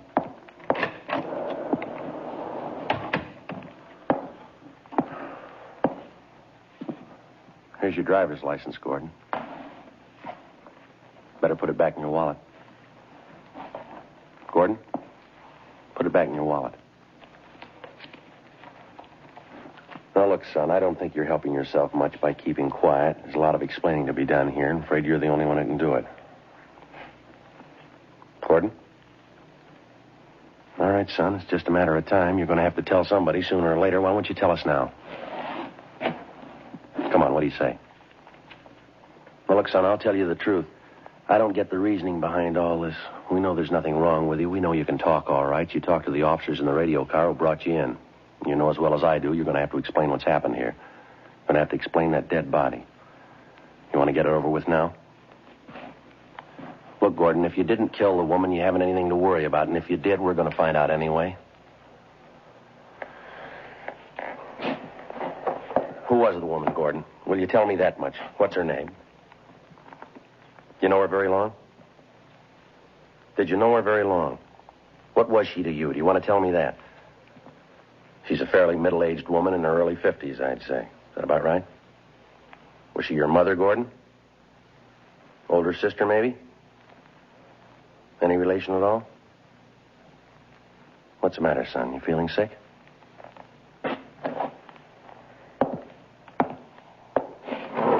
How about a cigarette? All right. Bother you if I smoke?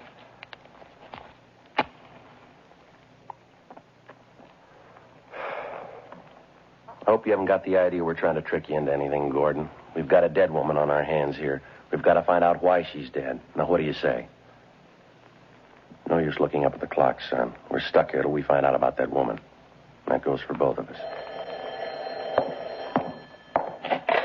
Homicide, Friday. Oh, yeah, Jack. No, not right now. Ought to be back about a half hour. Yeah, half hour. Right, I'll tell them to call you. Right, bye.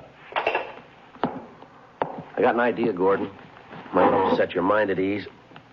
Now, number one, if you think we're out to build a frame against you on this thing, let me tell you that you're wrong, and I'll prove it to you, son. I'm going to tell you exactly what we know about this case, everything. And when I'm finished, maybe you can fill in the blank spots for us, huh? What's the matter, your headache? Some aspirin in my locker there if you want some. No? All right. Here's all we know about it. Now, one of our radio cars, 1A4, answered a call from the night watchman down in the freight yards. He told the officers that he'd spotted a man wandering around down at the far end of the train yards near the west gate. Watchman only saw him at a distance, but he said he could make out the man and that he saw that he had a woman with him. She must have either been sick or she had too much to drink because the man appeared to be dragging her along with him. The two of them disappeared behind a line of boxcars on the siding. When the watchman went out to look for the two people, he couldn't find them. Called the radio car, and when the officers got there, they started searching. They finally found you hiding back in the corner of an empty boxcar there. You were holding that dead woman in your arms. There wasn't anything the officers could see that might have caused the woman's death. There were no marks on the body. Nothing visible, anyway. When they tried to question you, all that you'd tell them was your name and that you didn't want to live, that you didn't care what happened to you. Well, that's about the size of it, Gordon. Did I leave anything out? Gordon? Oh, yeah. There is something else. From what we could gather, the dead woman had been doing some drinking before she died. Matter of fact, looks like she was a pretty heavy drinker. And another thing, we know you and the woman got into the train yard down by the west gate. We know that you dragged her body across the freight yards to that empty boxcar that they found you hiding in. The heel marks from her shoes lead from the sidewalk through the dirt directly to the door of that boxcar. We could see where you dragged her body from the door back to the corner of the car. Now, that's the whole story so far, Gordon. You want to fill in the rest? Son, how about it?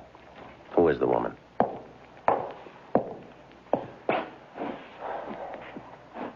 All right, look, how about these items we found in your pocket, Gordon? This address book here.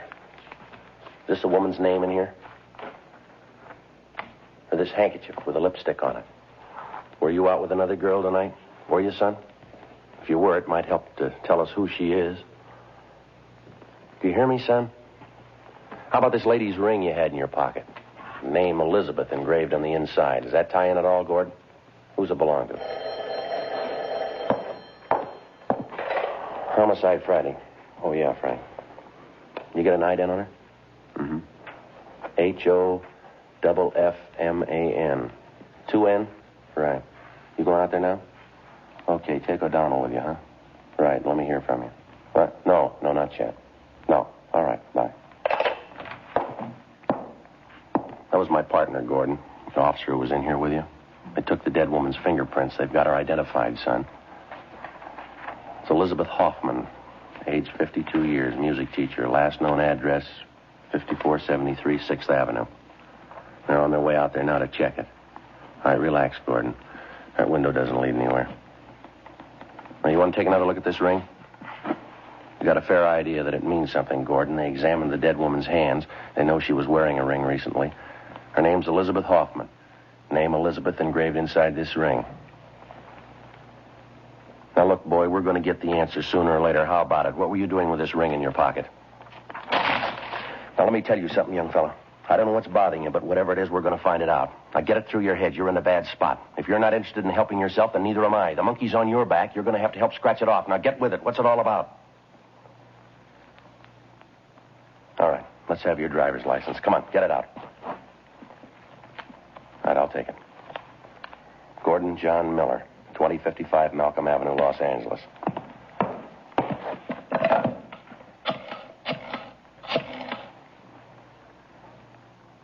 Hello, information. If you have a phone listing for 2055 Malcolm Avenue, thank you. Yes, ma'am. 32192. Thanks a lot.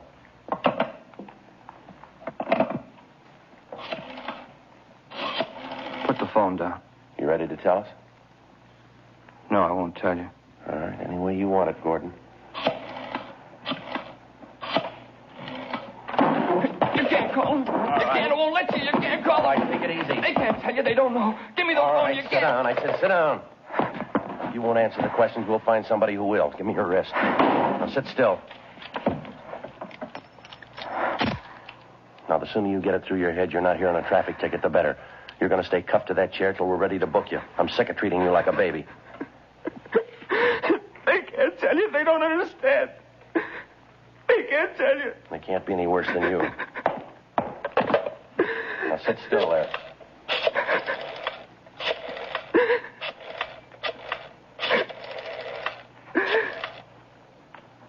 Hello, is this the Miller residence? 2055 Malcolm Avenue? My name's Friday, ma'am. Police Department, Central Homicide. Who's this speaking, please? I see. Miss Miller, are you related to a Gordon Miller? Your brother? Uh-huh. No, he's not hurt. There's nothing wrong with him. Ma'am? Yes, he's here. We're holding him. Wonder if you'd be kind enough to come down here to the City Hall. It's the City Hall, yes, ma'am. It's important. We'd like to talk to you.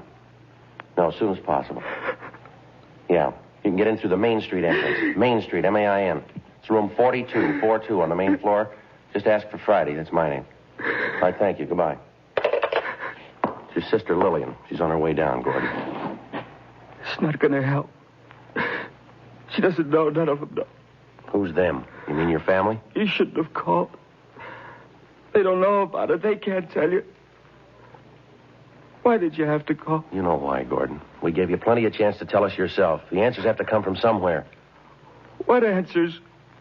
What do you want me to say? Homicide, Friday. What? How's that again? No, I'm afraid you have the wrong extension. You want vice detail. Just a minute. I'll have your call transferred. Yeah, would you give this call to 2607? Yeah, thank you. I ask you.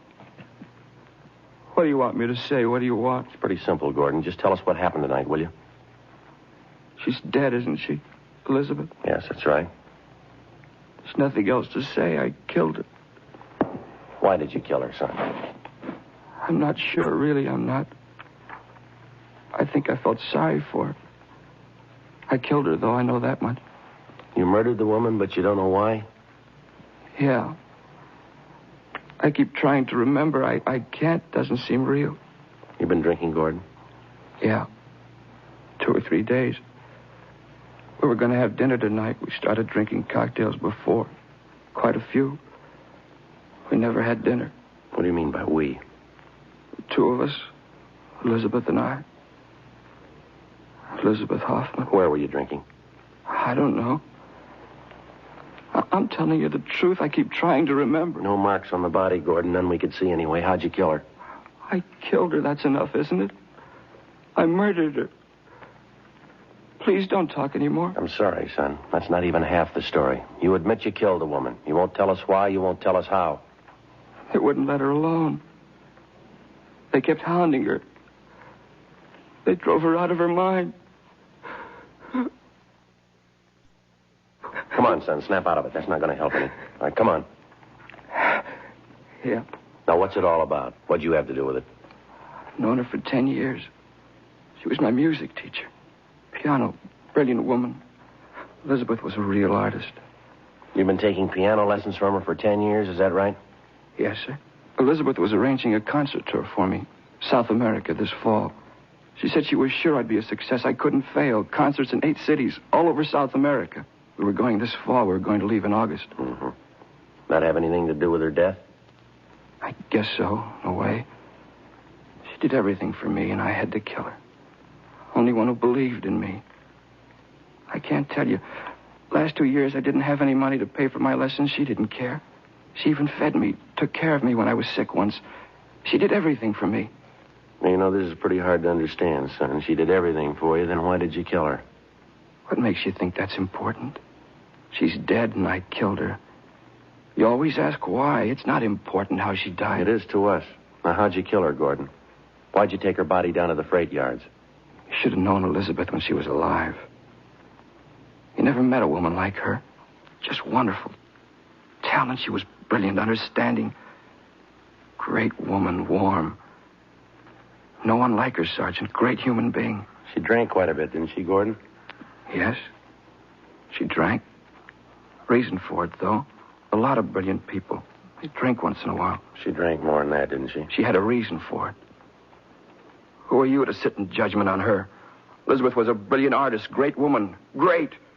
One of the finest musicians in the country, a great woman. She was a drunk and a bad drunk. Now, let's face it, son. You know that as well as I do. You're a liar. She wasn't. You're a rotten liar. 6 drunk arrests in 14 months. That's what her card reads in the record bureau. Those are the only times we know of. Now, how many can you add to it? She drank. She thought it was the only way out for her. Wasn't any other way. Yeah, well, you're talking in circles here, Gordon. Get it straightened out, will you? You want to know why Elizabeth drank? Go ask my family. They'll tell you. They'll tell you a lot of things if you want to believe it. What can they tell me that you can't? Nothing. But they'll try and pretend they know. Liars. I don't want any part of them. And they don't want any part of me. Don't you live with your family now, Gordon? I haven't seen them for a year. I don't want to see them. Why not? Don't you get along with them? Your father? Your mother? My mother's dead. Died when I was 12. Just my father and my sister. What's the matter? Don't you get along with them? I just want them to let me alone, that's all. Just let me alone. How about Elizabeth Hoffman? Your family know her pretty well? Yeah, they know her. They didn't understand her, though. I really loved her. She loved me. I don't think I follow you, son. I knew you wouldn't understand. I was in love with Elizabeth. She was in love with me. We were going to get married. You're 25 years old, Gordon. Is that right? Yes. Elizabeth Hoffman was 52. That's what our records show here. What about it? Well, 27 years difference. It's a little unusual, wouldn't you say? What of it?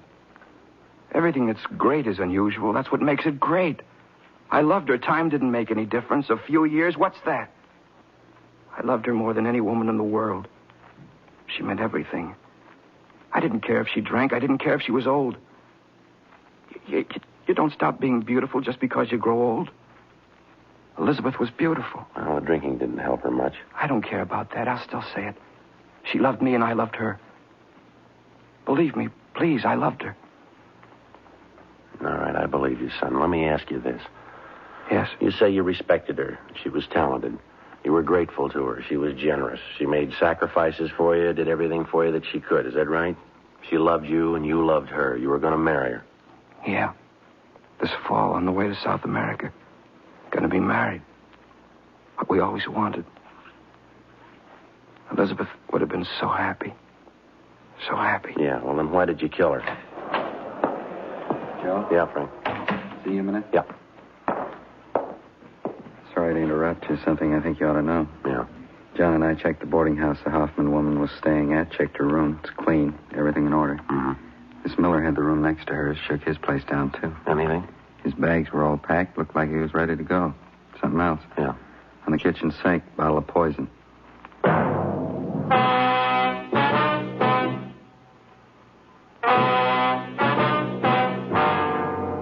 Tuesday, January 18th, 11:55 p.m.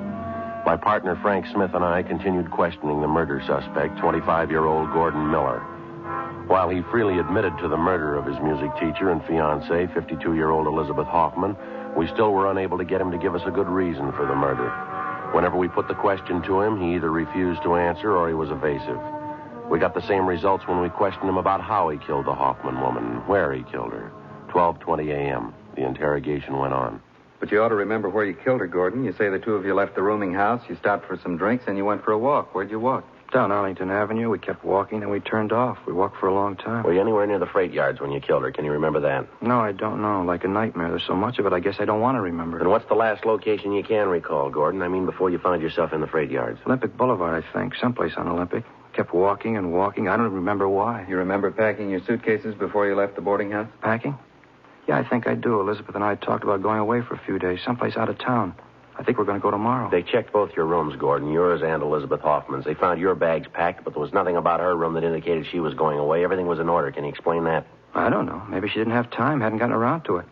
I guess you found the poison, too, huh? That's right. I got it 2 days ago. We thought about it. We even wrote a letter explaining why we'd do it. Yeah.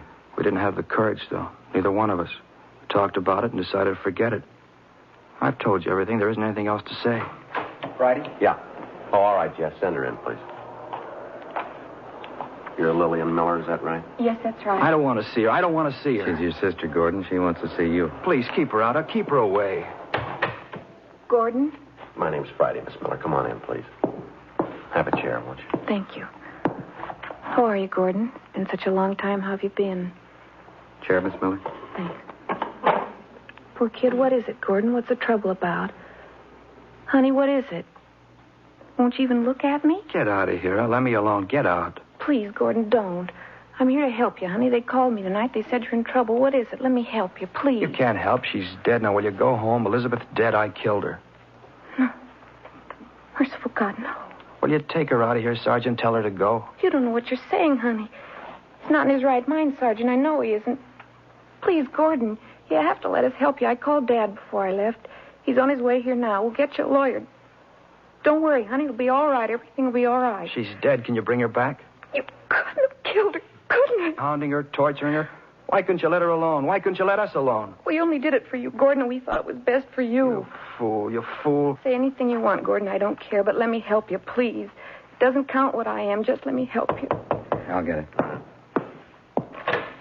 Okay, Jess, thanks. Henry Miller, the boy's father. I don't want to see him in here. I don't know him. He's not my father. All right, take it easy, Gordon. Please, honey, try to understand. We only want to help. Who's in charge here? My name is Friday, Mr. Miller. This is my partner, Sergeant Smith. The handcuffs on my son. Gordon, who did it? Who put them on you? I did, Mr. Miller. It's the only way we could settle him down. Taking quite a bit of authority in your hands, aren't you? Get them off of him right now. No reason to handcuff him. Sorry, can't be done. I said take them off. I have a little influence in this town. I'll see to it that the police commission hears about this. Now, what's my son doing here anyway? It's the Hoffman woman, Dad, Elizabeth Hoffman. What about her? She's dead. Gordon says he killed her. Dad, we've got to do something. Don't tell him anything, Gordon. Don't say a thing. I'll get a lawyer for you right away. I know what your rights are. Don't tell him anything. Did you know Elizabeth Hoffman, Mr. Miller? I knew her slightly. Can't see what this fuss is all about anyway. Woman wasn't any good to begin with. No good at all. You ought to be glad I'm handcuffed to this chair. I never thought of hitting you before. I'd like to do it now. Please, Gordon, don't say those things. As far as I can remember, you've been nothing but trouble. Now, either you snap out of it this time or you're on your own. I'm sick of this. Police stations, trampy women keeping you out of jail. Either you start to realize who's boss in this family or there's going to be real trouble. You'll find yourself out in the cold, you'll stay there. Get him out of here. Get him out of my sight. Please, Dad, he's not well. Try and understand. I've had enough, Gordon. I'll send a lawyer for you. That's all I'll do. If you make up your mind I'm boss, you can come home. If not, you can stay away. Now, figure it out for yourself. I don't care. I hate you. I hope you never forget it. I hate you. Dad. I'll see you at home, Lillian. It's the maid's night out. Lock the door before you go to bed. Please, Dad, we've got to help. Don't leave, Dad. Dear God, dear God. Sergeant. Yeah. Will you lock me up now? I'm tired. All right, Gordon, just a minute. Frank, you want to stay with him? Yeah, okay. Miss Miller, I'd like to step outside for a minute. There's something I'd like to ask you. Yes, all right. You'll let me see Gordon again? Yes, ma'am. Come on this way. Now, look. About this Elizabeth Hoffman, Miss Miller. Did you know her at all? I tried to talk to her. I even offered her money if she'd let Gordon alone. It wasn't any use. She'd been drinking. She wouldn't even listen. Kept saying she was going to marry Gordon. Well, what's the big attraction, do you know? I mean, between your brother and that woman. There's only one thing Gordon ever really wanted. He wasn't too interested in women, things like that. All he wanted was to be a musician, a great pianist. That's all he ever wanted. The sad part about it is he'll never make it. I think down deep he knows that. When he was a kid, Dad sent him to the finest teachers. After 6 months, they all said the same thing. Yes, ma'am. He'd never make it. Oh, he could play well enough, but he certainly wasn't exceptional. He never improved. He just stayed the same. And he started taking lessons from Elizabeth. She convinced him he had a great talent, kept telling him she'd make a great pianist out of him. The last 3 years, she kept promising to take him on a tour, Europe, South America. It never happened. I think Gordon knew it never could happen. I see. Can you think of any reason at all why he'd want to kill her? There isn't any reason, none at all. Gordon didn't kill her. He couldn't kill anyone, I'm sure of it. Well, I hope you're right, Miss Miller, for your brother's sake. Would you excuse me for a few minutes, please? Yes, all right. You wait here. You sit down if you want to. I'll be right back. All right. All set, Joe? Yeah, in a minute. Gordon? You ready to go? I'd like to ask you one more question, son. I'd like to have you tell me the truth on this one. Yeah? What did you have in common with Elizabeth Hoffman? She was twice as old as you are. You gave up a lot for her. She didn't have any money. She was an alcoholic. What was the big attraction? Why did I love Elizabeth? Is that what you mean? Yeah, that's right. You tell me, Sergeant. Why do you love any woman? Why? Because you need 'em. You need 'em. You can't be alone. Nobody can be alone. I needed Elizabeth. That's why I loved her. There's only been 2 women in the world who understood me. One of them was Elizabeth. The other one was my mother. She died when I was 12. Now they're both dead. Both of them. Only ones who understood. Yeah. My father didn't understand. He never did. All he knows is business, making money, more money. That's why he hated Elizabeth. He was jealous. She understood me. She knew what I was like, knew all about me. When I was with Elizabeth, I was safe. I was happy close to her. There wasn't anything to be afraid of. I'd go to her just like my mother. I'd put my head on her shoulder and she'd put her arms around me. I wasn't frightened anymore. I was safe. Everything was all right, just like when I was a little kid in the night. I'd call out for my mother. She was always there. She'd put her arms around me and everything was safe. I wasn't afraid. I needed her. It was the same way I needed Elizabeth. Do you understand now? Now do you know why I loved her? Yeah, I think I do. There's only one question left. Why did you kill her? I don't know. I really don't. Maybe I'll remember. Look, Gordon, are you sure you killed her? She died in my arms. I must have killed her. Tomorrow, maybe. Maybe I'll remember tomorrow. Is Lillian still here, my sister? She's waiting outside. Did you hear my father, what he said? Told her to be sure and lock the door? Mm-hmm. Just like my father. They don't have to lock that door. It was locked 13 years ago. How do you mean? It was locked the day my mother died.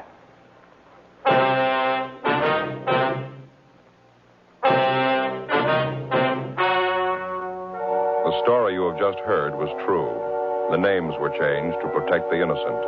On January 19th, an autopsy was performed at the county morgue, City and County of Los Angeles, State of California.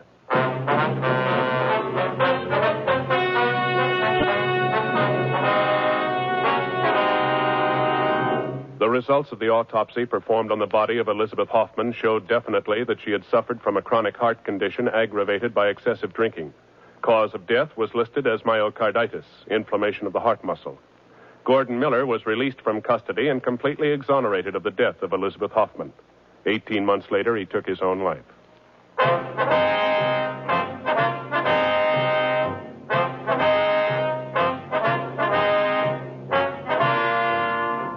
You have just heard Dragnet, a series of authentic cases from official files. Technical advice comes from the Office of Chief of Police W.H. Parker, Los Angeles Police.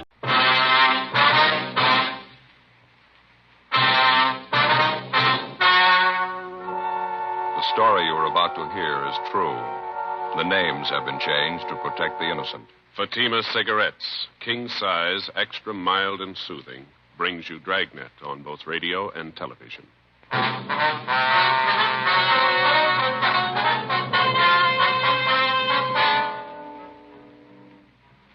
You're a detective sergeant. You're assigned a robbery detail.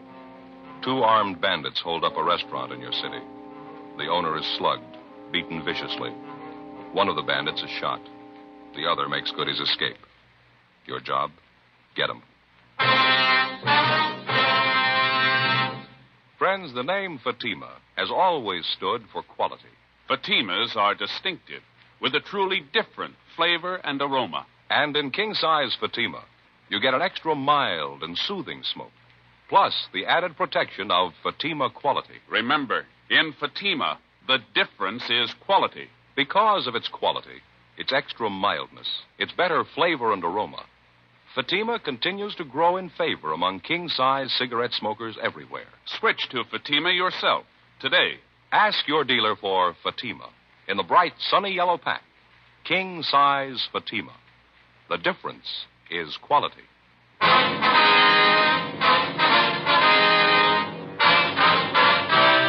Dragnet, the documented drama of an actual crime. For the next 30 minutes, in cooperation with the Los Angeles Police Department, you will travel step by step on the side of the law through an actual case transcribed from official police files. From beginning to end, from crime to punishment, Dragnet is the story of your police force in action. It was Monday, June 2nd. It was smoggy in Los Angeles. We were working the day watch out of robbery detail. My partner's Frank Smith. The boss is Captain Diddy. My name's Friday. It was 7:53 a.m. when I got to room 27A. Robbery detail. Oh, good morning, Joe. Morning, Frank. What's doing? Not too much. How was the weekend? Oh, it was great. I hated to come back. It's sure nice up there. Where'd you go? Same place? Yeah, Lake Mary. You remember Don Camp House up there, don't you? Yeah, sure. He said say hello. Fishing's real great up there. You ought to try and make it next month or so if you can. Fat chance. Well, what's the matter? The in-laws are loose again. They're coming down for a visit. Never stay less than a month. That'll take care of my vacation. That's too bad. Why don't you say something to the wife? What's the use? Why start an argument? Well, what do we got here? Anything hot? Yeah, this one here. Hold up in Slugging, cafe down on South Hill. Radio car boys jumped him. Shot one of them. The other one got away. They identified yet? Yeah, the one who was shot, Benny Ashford. Record long as your arm. Graduate from Folsom. Some of them never learn. How about the number 2 man? Don't know. They tried to talk to this Ashford last night. He wouldn't tell them anything. I called the hospital just before you came in. They operated on the guy 6 o'clock this morning. You're going to call as soon as he's able to talk. It's going to be a couple days at least. Mm-hmm. How much did they get? Here's a crime report. Thank you. Did you talk to the victims yet? No, not yet. It's a fair night's work, isn't it? $805 in cash, man's diamond signet ring, estimated value of $1,500. 17 stitches in the victim's scalp, slug with a revolver. Huh? Must have meant business. Lousy thing. They didn't have to slug him. He couldn't put up much of a fight anyway. 68 years old. No other witnesses, huh? No. Just the owner, his wife, the bartender? That's all they have listed yet. Did you phone the victims yet? No, I was just going to when you came in. 2 phone numbers for them. They're both listed there. Yeah, I see. Why don't you finish up with the daybook here, and I'll give them a call, all right? Okay, fine.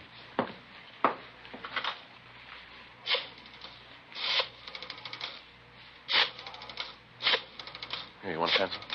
Oh, thanks. Hello, this is Friday, Los Angeles Police Department Central Robbery. Mr. and Mrs. Reiner there, please? Neither one of them, huh? Well, how about the bartender? Is he there? 6 o'clock. I see. No, that's all right. I got their home phone. Yeah, thanks very much. Nobody there. Try the other number? Yeah. Hello, is this the Reiner residence? Yeah, well, this is Friday LAPD Central Robbery. Los Angeles Police Department. Yes, ma'am. Yes, Ms. Reiner. Oh, I just called the restaurant trying to get a hold of you. How's Mr. Reiner this morning? I see. Mm-hmm. I wonder if it'd be possible if my partner and I could drop out and see you this morning. No, your case has been assigned to us. Yes, ma'am. Well, how about 10 o'clock? That'd be convenient for you? All right, fine. Yes, right away. Thank you very much. Bye.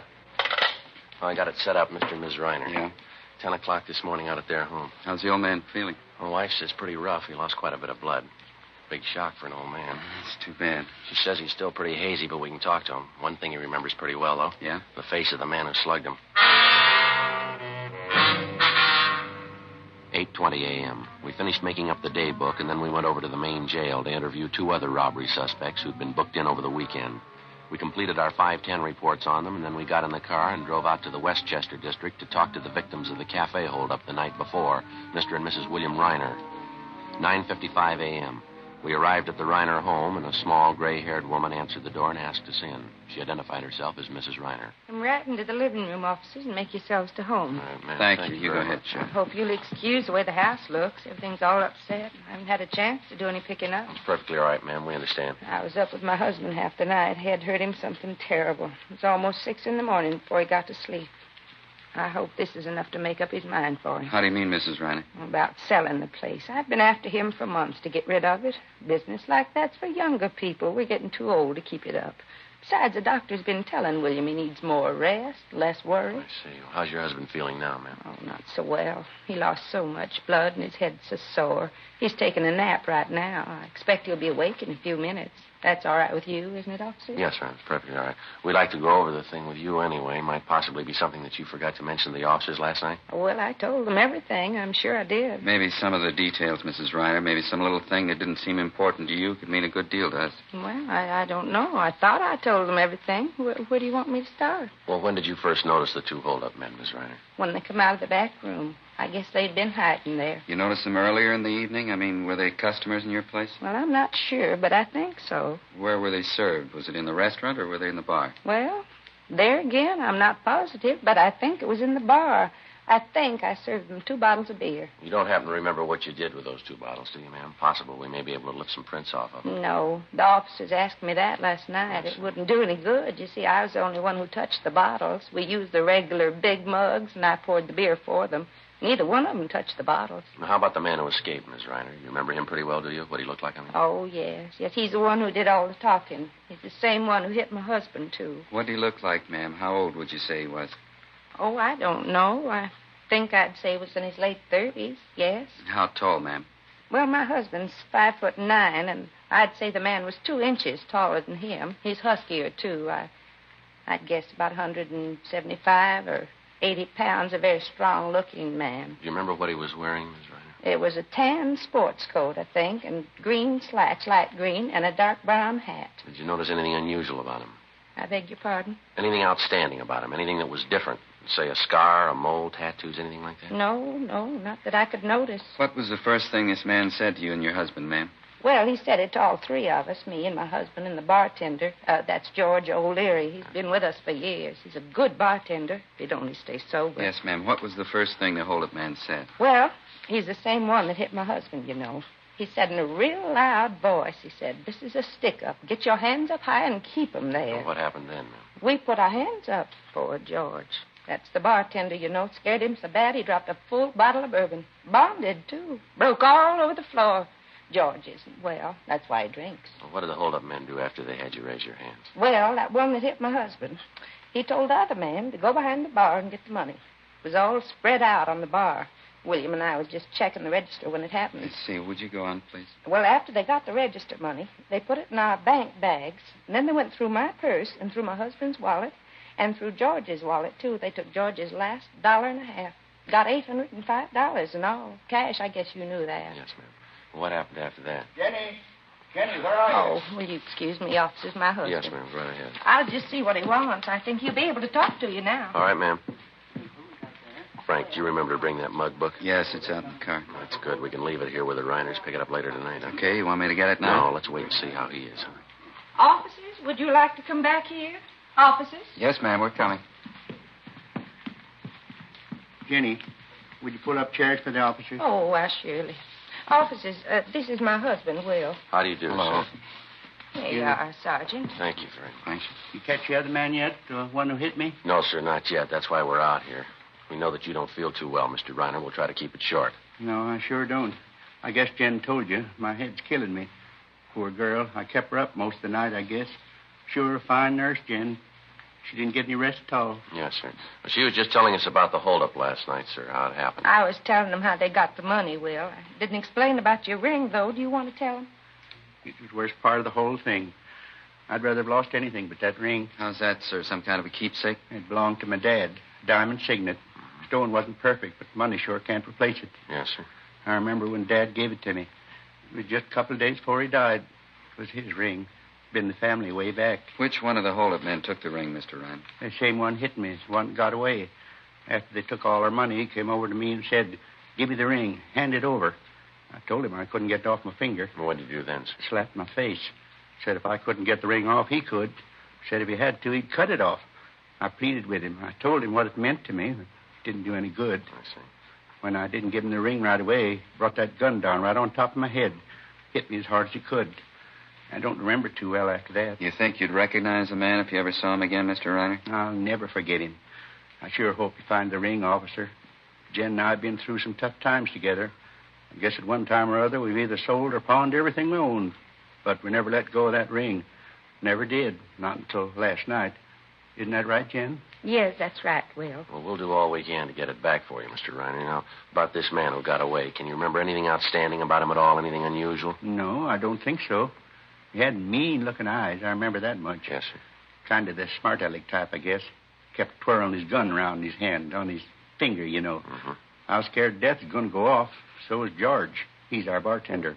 Real scared, wasn't he, Jen? Oh, yes. George was white as a sheet. How do you mean, Mr. Reiner, he twirled the gun around? Oh, you know, like in the movies, cowboy pictures. Typical smart-aleck. He sure did run when the cops came, though. Only wish he was the one who got shot. Well, you're sure you'll be able to identify this man if you see him again? I told you I'll never forget him. Say, there's something about this I don't think I understand. Yeah? Why you ask me all these questions about it? How about the fellow who was with that crook? Fellow they shot. Why don't you talk to him? He ought to be able to tell you who his partner is. Well, he had an emergency operation, sir, at 6 o'clock this morning. His condition's still critical. Oh, I see. Just a matter of time then, huh?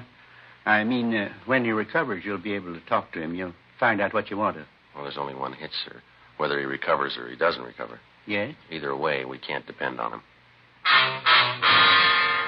11:38 a.m. After we finished interviewing the holdup victims, Frank got the mug book out of the car containing pictures of recent robbery releases from the state prisons, and we left it with Mr. and Mrs. Reiner.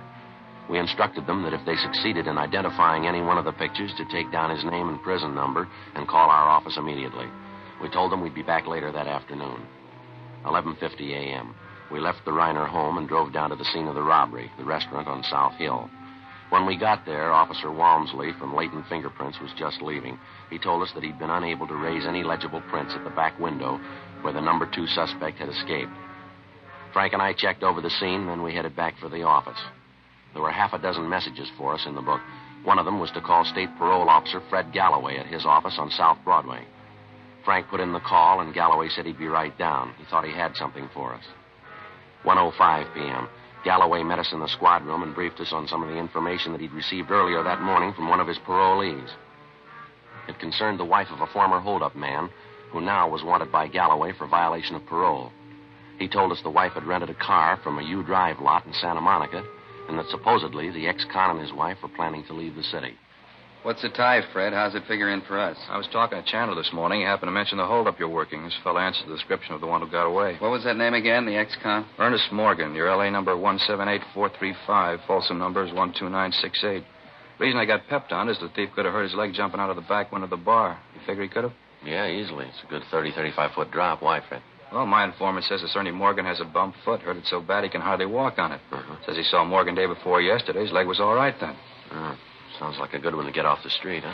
What do you say we check his package? Good idea. Your informant say who this Morgan's been running with, Fred? He said he didn't know. He thinks he plays it alone, more or less. Go ahead, Fred. You contact the U-Drive lot, Fred, and get the dope on the car? Yeah. Didn't want to put the teletype on until I was sure. One of the fellows from our office had to make a call out that way. They're taking a mugshot of Morgan's wife out there to see if the U-Drive clerk can give him an ident on her. She got a record? Well, she's never done any time. Just did a couple of pinches with him. Never could make her on anything, though. I'll pull the package. All right, fine, Fred. How about your victims, Joe? They any good? Yeah, they claim they can identify the man. I don't think we'll have any trouble there. How about this informant of yours? You know where we can locate the Morgans? No, not now. According to him, Morgan and his wife left town about 9 this morning. He thinks he might get a line on where they're headed, though. Well, how come your informant knows so much about Morgan? He run with him? No, he sold with him up at the joint. Fred, Joe, you want to have a look? Yeah. Here's the package, his mugshot. Is this your Ernie Morgan, Fred? Yeah, that's him. Good picture? Yeah, looks just like it. The description, Joe. Got everything right down the line. Yeah. Check this right here. Habits and characteristics. Yeah, looks like it, doesn't it? What's that? He likes to twirl a gun in his hand. 1:52 p.m. We placed Ernest Morgan's picture in an envelope along with 24 other mug shots, and then we put in a call to Mr. and Mrs. Reiner, told them we were coming out to see them. They told us that so far neither one of them had been able to identify any of the pictures in the mug book that we'd left with them.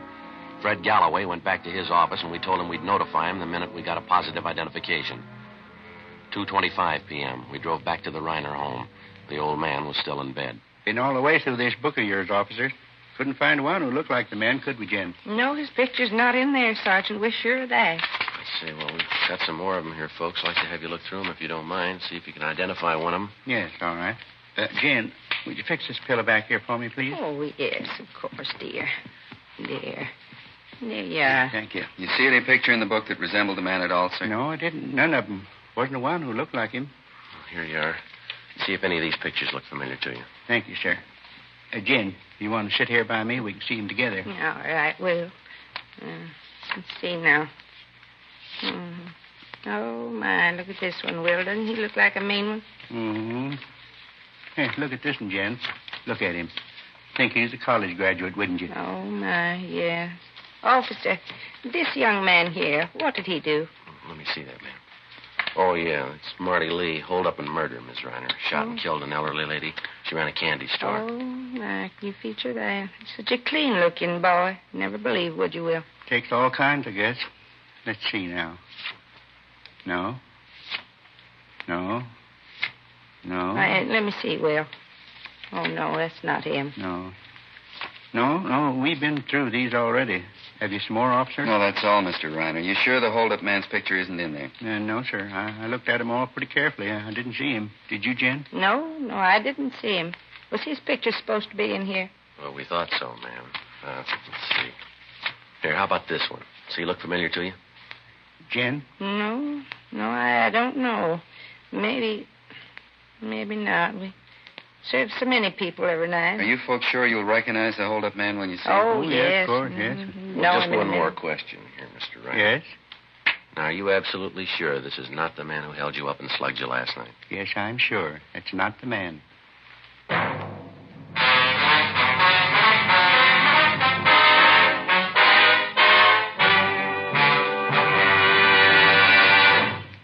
You are listening to Dragnet, authentic stories of your police force in action. Because of Fatima quality, its extra mildness, its better flavor and aroma, more smokers coast to coast are switching to king-size Fatimas every day. Switch to king-size Fatimas yourself. You'll find they're distinctive, with a truly different flavor and aroma. You'll find Fatima gives you an extra mild and soothing smoke, plus the added protection of Fatima quality. Yes, that's why Fatima continues to grow in favor among king-size cigarette smokers everywhere. Remember, the name stands for quality. Insist on Fatima, the extra mild and soothing king-size cigarette, with the added protection of Fatima quality. Ask your dealer for the bright, sunny yellow pack. Buy king-size Fatima.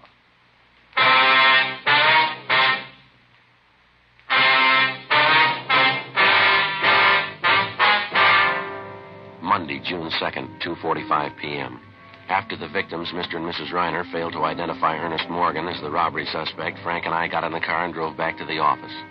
Neither one of us had anything to say. Just at the moment we figured that we had the suspect positively identified, the victims themselves had contradicted what we thought was definitely the answer to the case. It wasn't by any means a news story. One of the first lessons a working detective learns is to keep an open mind, regardless of how incriminating the circumstances first appear to be. The big fallacy of a detective being too sure too soon is based, for the most part, on the failure to recognize that police work means human beings dealing with human beings. So instead of going by the usual odds, the human margin for error is doubled. Frank and I didn't have too clear an idea of how or why it came about, but suddenly we found ourselves farther away from the solution of the case than before we started. 3:10 p.m. Lousy day, huh? Yeah, sure. 10 after 3. Feel like I haven't slept for 2 days. Yeah, I know what you mean. Pretty hard to figure, isn't it? Sure hope the wife did the washing today. Why? She won't feel much like talking. I sure don't. Well, let's check the book, huh? Yeah, I'll do it. A couple of phone calls, Joe. One from the hospital, prison ward. What do they want? Our number one suspect, Ashford. He's doing better than they figured. Be available for interview tomorrow morning. Lucky thief, huh? Was a copy, would have died. Another message. It's from Galloway. Wants us to call him. It's still the Madison number? Yeah. Want the pad? Oh, yeah, please. There you go. Adult parole, please, men. Thank you. Fred Galloway, please. Smith, robbery, LAPD. Thanks. Hi, Fred. Frank Smith. Uh-huh. Yeah, that right. He sure about that? Uh-huh, sure doesn't figure. No, I didn't mean a thing to him, yeah. Okay. Right, thanks, Fred. It's got me, Joe. Why, what's the matter? Galloway got the report back from that U-Drive lot, place where Morgan's wife rented that car. Mm-hmm. They identified her as the woman who rented that car. She offered him a deal. She didn't want to leave a cash deposit for the car. Well, what'd she offer? Man's ring, diamond signet. After we got the word from State Parole Officer Fred Galloway, we got out a broadcast and an APB, in addition to those we already had out. We requested that the rented car and the occupants be held for questioning in connection with the robbery of Reiner's Cafe the night before. If a man's diamond signet ring was found in possession of the occupants or in the car, it was to be booked as evidence.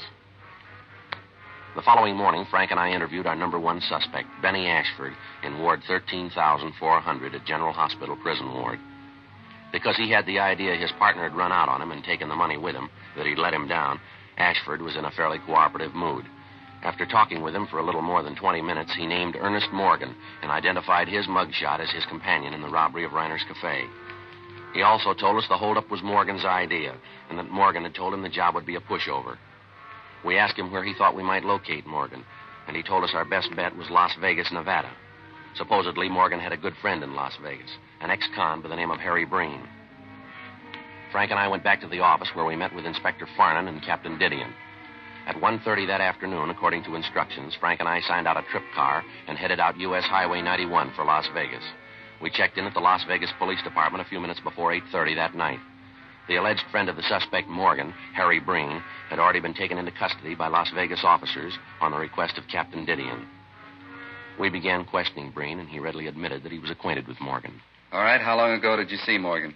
I don't know, this afternoon sometime. A lot of hours in an afternoon. When did you see him? What are you so excited about? What do you do, commit a murder? Now, look, Breen, how much time do you owe the state? What's that got to do with We it? didn't drive all the way up here just to pass the time of day with you. You know he's hot. If you want to cover for him, you can serve his time. Look, I don't get it. I'm not his keeper. If you want him, find him. Bet we're going to find him if we have to walk all over you to do it. When the two of you are up doing time, you can figure it out for yourselves. Trouble with you cops, once a guy does time, you can't leave him alone. I've been leveling since I got out. I've been carrying a lunch pail every day. All right, now look, Breen, who do you think you're giving a snow job? We've been kidded by experts. You're not giving us anything new. We didn't send Morgan up to see you. If you're so lily-white, how come Morgan got in touch with you? All right, I'll tell you. You're as bad right now as the day they locked the gate on you.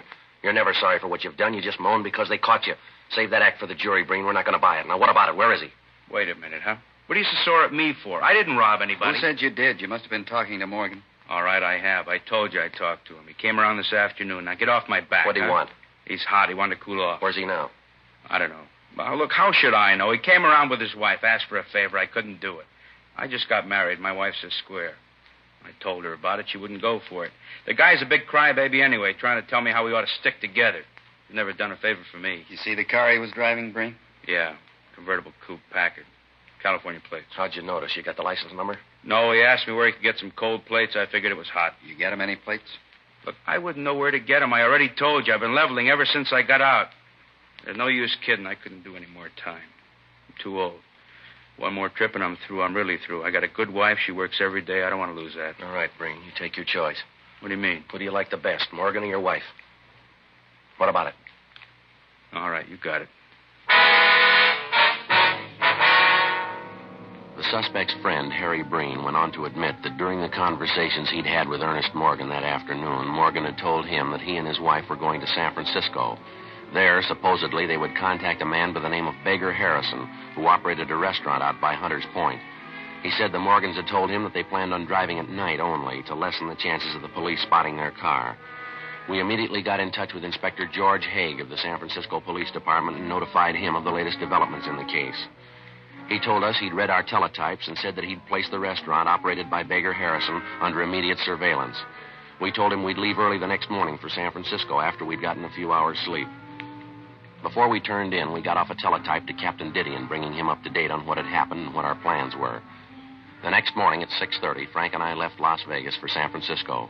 A few minutes after 7 o'clock that night, we checked in at the San Francisco Hall of Justice at Washington and Kearny Streets.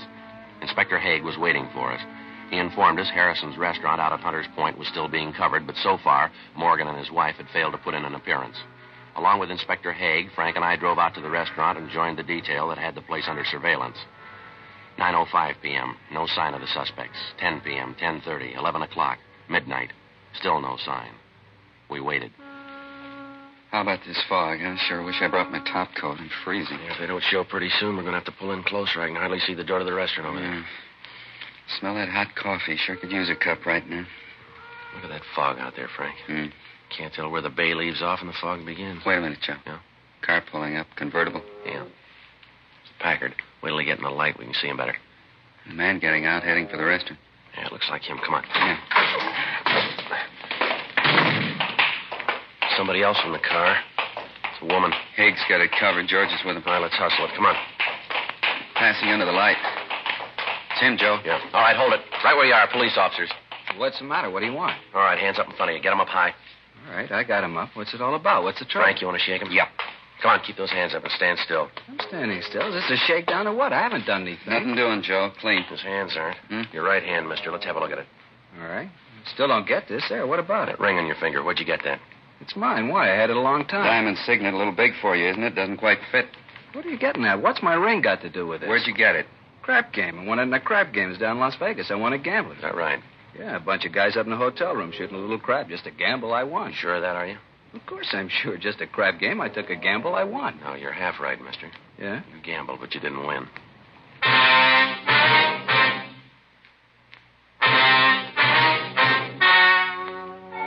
The story you have just heard was true.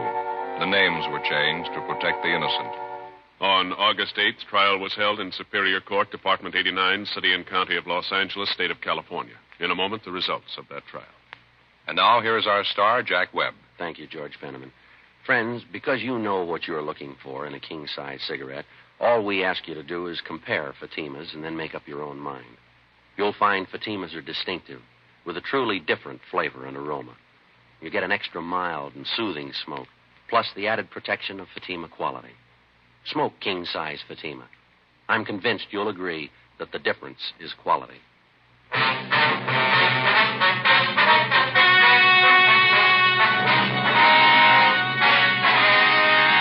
Ernest Harold Morgan was tried and convicted of robbery in the first degree, along with his accomplice, Benjamin Ashford. Ernest Morgan's wife was tried for conspiracy to commit robbery and found not guilty. Robbery in the first degree is punishable by imprisonment in the state penitentiary from 5 years to life. Ladies and gentlemen, when you buy defense bonds, you help build your own future security. You also become a partner with Uncle Sam in building America's security. Buy your bond today.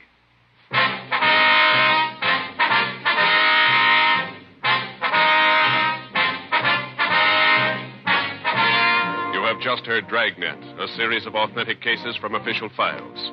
Technical advice comes from the Office of Chief of Police W.H. Parker, Los Angeles Police Department. Technical advisors Captain Jack Donahoe, Sergeant Marty Wynn, Sergeant Vance Brasher. Heard tonight were Vic Perrin, Virginia Gregg, Harry Bartell, Ralph Moody. Script by Jim Moser. Music by Walter Schumann. Hal Gibney speaking.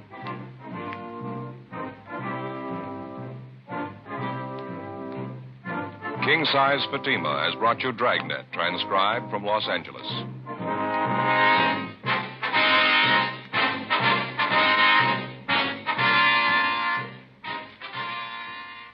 This is NBC, the national broadcasting company.